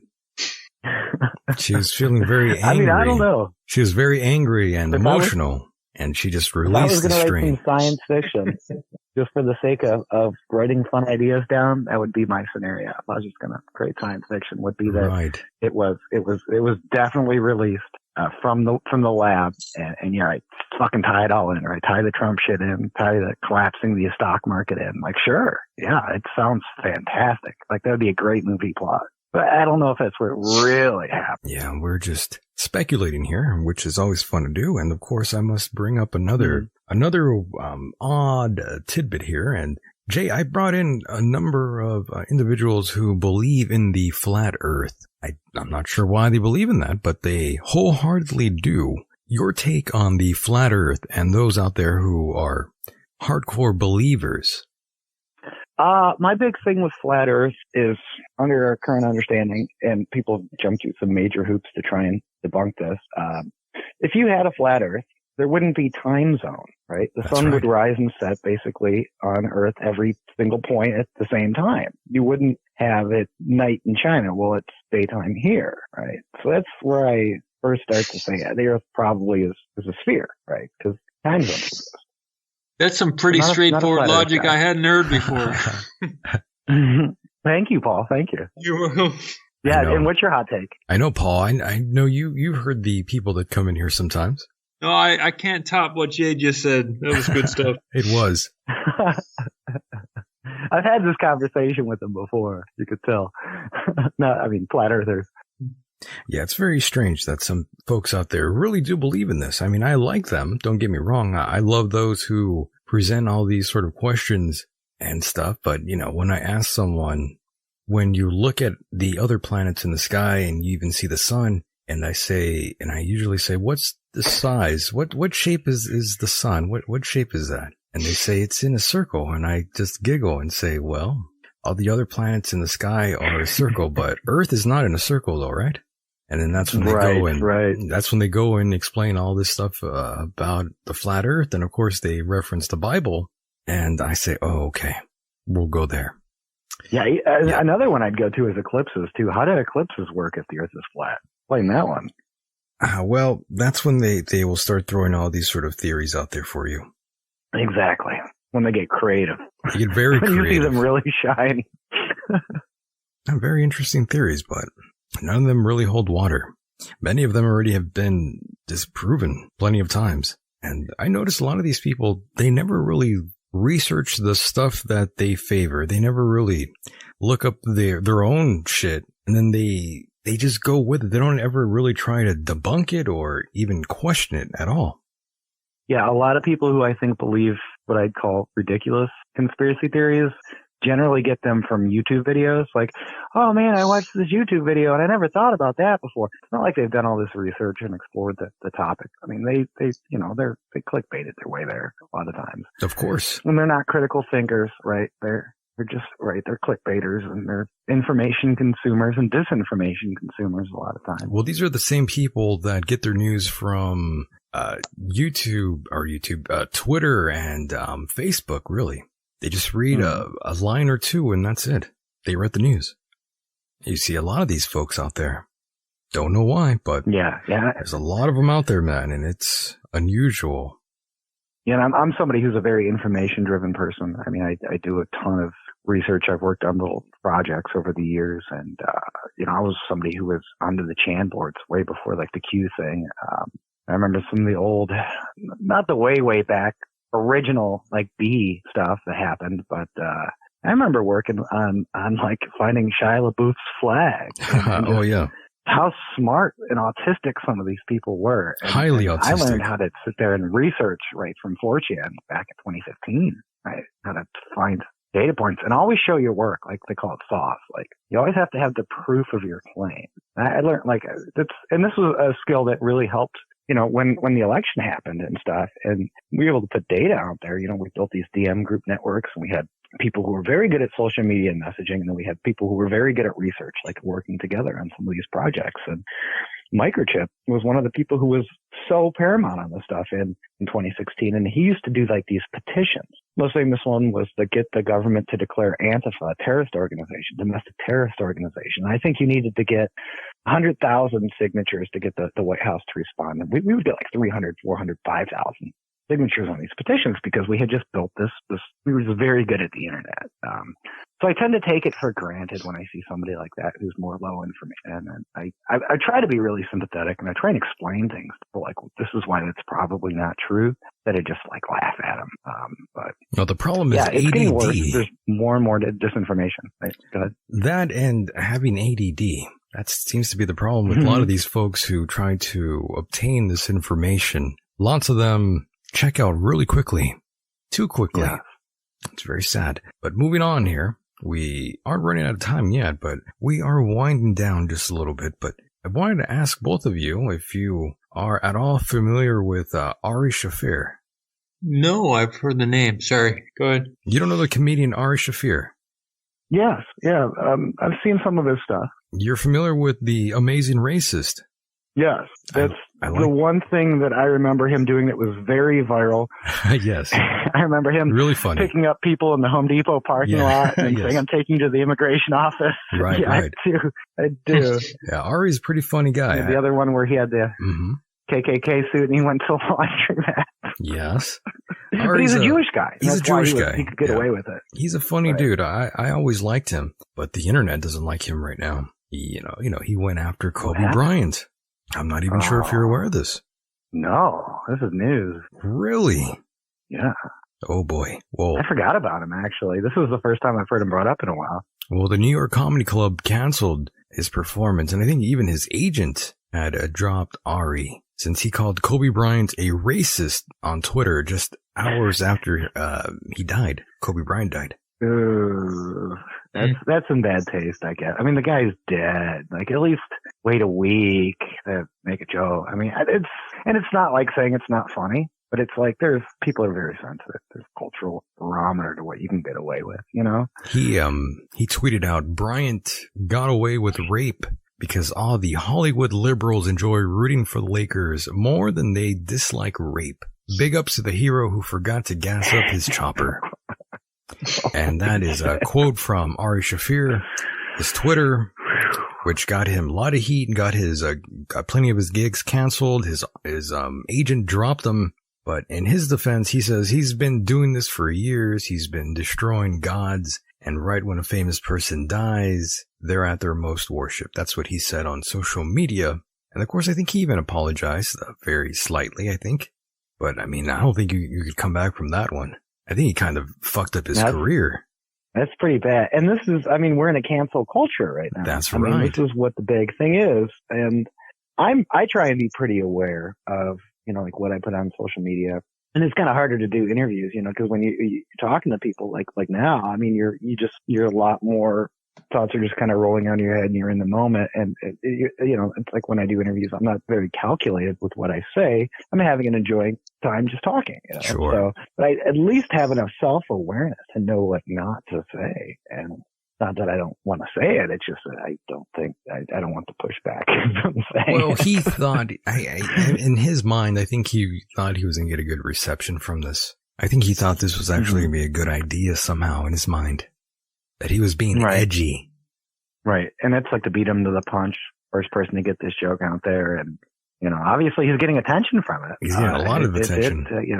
Probably too much attention. And some people don't differentiate between positive and negative attention. And they say it's all good. Like it's all promotion, which I kind of agree with, but I could agree with you that I could agree with you on some of that. But when you are Ari Shaffir, and you don't exactly have that sort of career someone like a Louis C.K. has or a Dave Chappelle. He's not at that level where he could just say fuck all and get away with anything. He's not top talent is what I'm trying to say. He's a funny guy, but I don't consider him a top guy, to be honest. He's a funny guy. Don't get me wrong. I'll laugh at plenty of his stuff, but I don't consider him to be top talent, man. Not in stand-up comedy, I should say.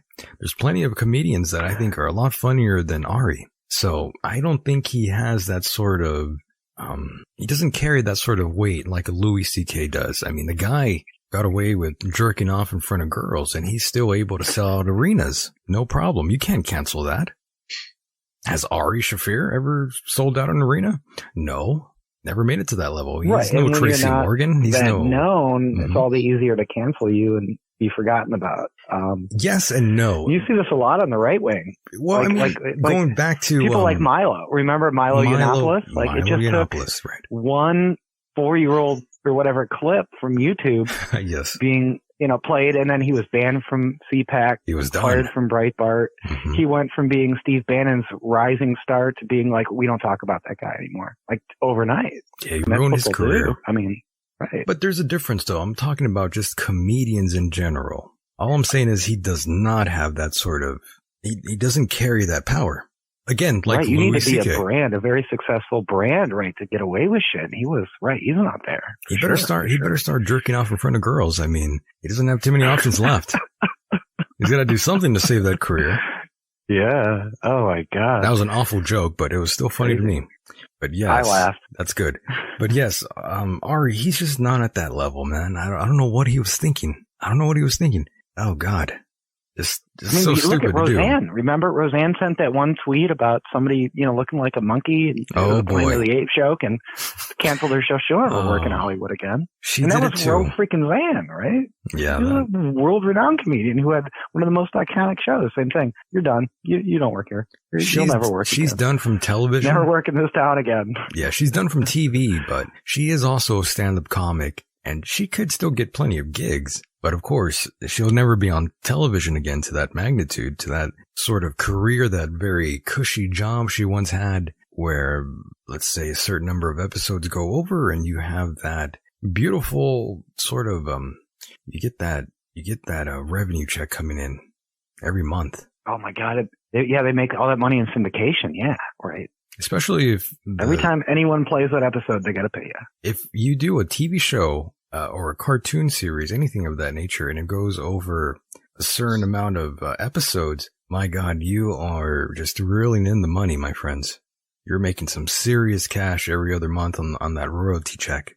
Because they come in, man, I'm telling you. If you get past that first season and you're on like a second season, and if you're like an actor, man, that's what you want. That's how you make money in Hollywood. Yeah, and I brought up Steve Bannon earlier. Do you know how Steve Bannon made all of his money? I vaguely remember having this conversation, but now I'm kind of a few beers in. Now I have no memory of this conversation I had. Go ahead. He got in on the TV show Friends. Oh, and shit. He was on TV. Money, all that syndication. He became really filthy rich. So he was a TV guy. He's done film stuff too. Yeah, he's made a few movies, and he was in movies and TV, and then he went very into politics. I vaguely heard about that, but I thought that was just nonsense. So he really was in this. Okay. No. Yeah. Oh yeah. Okay. That brings a different dynamic now to my understanding of one Steve Bannon. My God, for a while he looked like. And that's why he was so good at the media. Yeah, why he knew how to You're right. Get Milo and baked Alaska and push these people out there and invent this scene. And he created the pro-Trump social media thing. I mean, that was he masterminded that. Speaking of which, Mike Cernovich and Jack Posobiec. Yeah. Oh, yeah. Cernovich. That was his Hollywood creativity in action. By the way, speaking of Steve Bannon, did you see any sort of like recent photos of him? I think it must have been like last year perhaps, and where he looked kind of like one of those people in the movie Outbreak. He had the eyes all like bloodshot, he looked all creepy and looked really nasty. He looked like a nasty troll. Did you see that photo? Yeah, he looks slightly better than Harvey Weinstein. Oof. These are just some ragged people. He looks I don't know what, he looks really haggard. I don't know what happened to our boy Bannon. Yeah, haggard. That's a good word. He looks like an extra from the movie Outbreak. It looks like he drinks like 3 bottles of Jack Daniel a day. That too. He does look like years ago, but I don't think he does. He does look like an alky. Mm-hmm. Speaking of Bannon, whatever happened to our boy Roger Stone?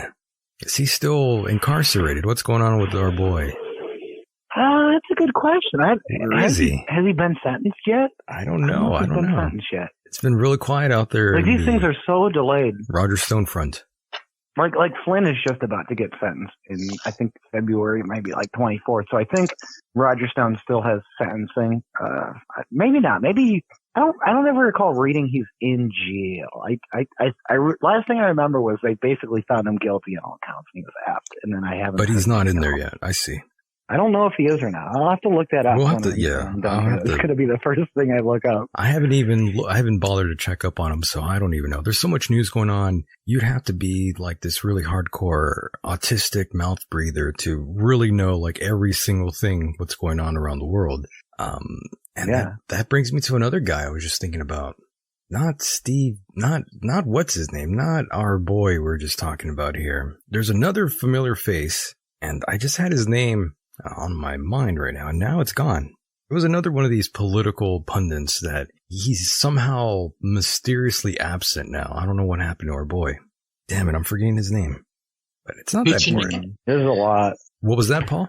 Peachenik. There's Steve Peachenik. That's another name that was on the mind too. But there's another guy who's been very quiet.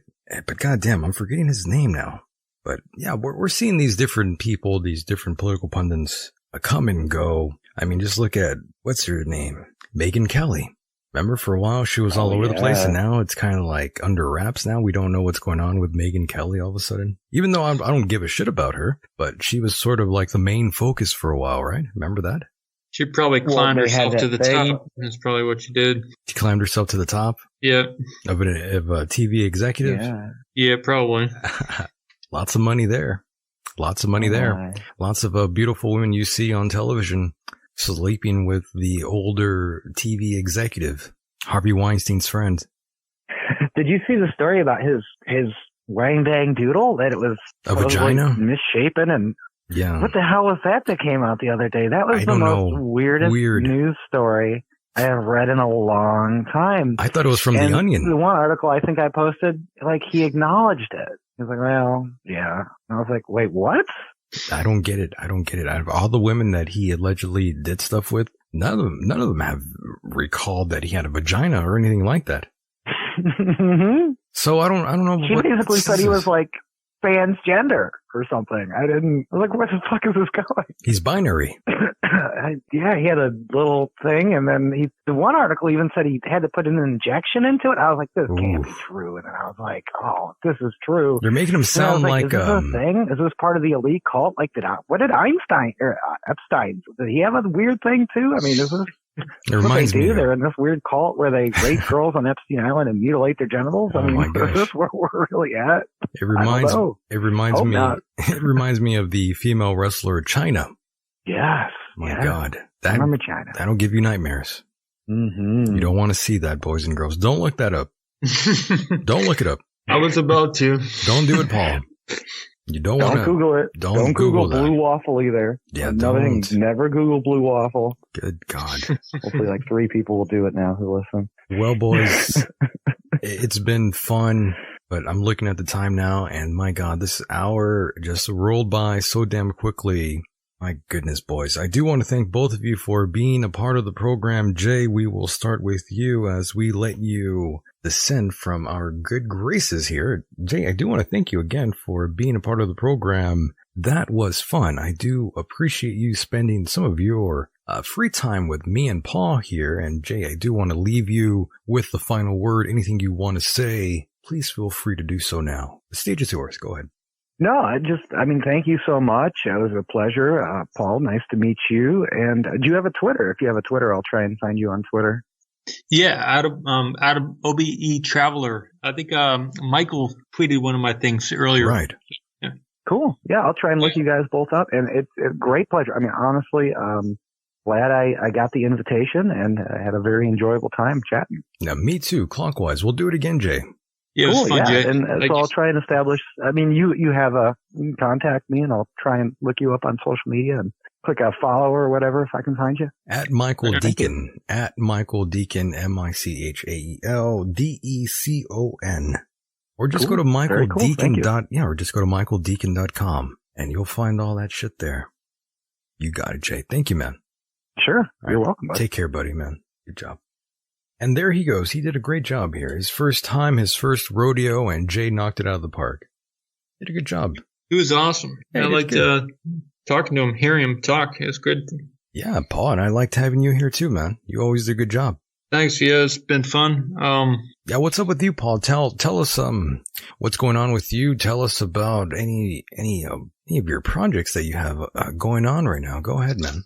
Yeah, sure. One of the main, I've been doing a couple videos in the last week. I had some thoughts, but outofbodyjournal.com. I've got a YouTube thing, and also that's a website, and you can find stuff there. One of the main things from this week was that there's a force in goodness, and it's in wholeness. There's a force of wholeness, and it's only when you break up wholeness that you get the little parts, all the other smaller forces. So if people want to, walk a good life or whatever, just try and stay in that force of wholeness would be my suggestion. I like that. Yeah. That makes Good sense. stuff. Thanks, man. And people can follow you on Twitter as well, right? Yeah. OBE, like out of body experience, OBE Traveler is my ID on there. Very cool. Prince Paul Mamakos is my name. Nice. Well, Paul, once again, thank you so much for hanging out with me this evening, and we will do this again in the very near future, Paul, for sure. Right on, Michael. Good night, everybody. Thank you. All right, man. Take care. And there he goes, boys and girls. That was Paul Mamakos, and definitely follow him over on Twitter. And of course, as we take it home here tonight, I must say thank you so much for all of you out there in the chat room listening to this. And of course, those who listen to the podcast rendition of the program, thank you very much as well. Tremendous. I'm so glad all of you are still here, still kicking, and still supporting the program. Those on Patreon. Much respect to all of you. Much love to all of you. And of course, if you want to listen to bonus content of the program, go to patreon.com/Michael Decon. Yes, /Michael Decon, patreon.com/Michael Decon. And that is where you'll find bonus content. And trust me, it's been pretty good. Last episode was with Cliff High. And wow, very, very solid interview. And Cliff is a stand-up dude. You have to go and look up his videos on YouTube. And of course, listen to that interview on Patreon. Remember, you can get a hold of me via Twitter @Michael Decon. Send me a message there. Hopefully I'll respond. There's also a donation button over at michaeldecon.com, right-hand side of your screen. You don't want to sign up to Patreon and just want to donate a few dollars. michaeldecon.com, PayPal, right there, right-hand side. And of course, you can find this show, if you are not familiar yet, you can find the show on all popular podcast platforms.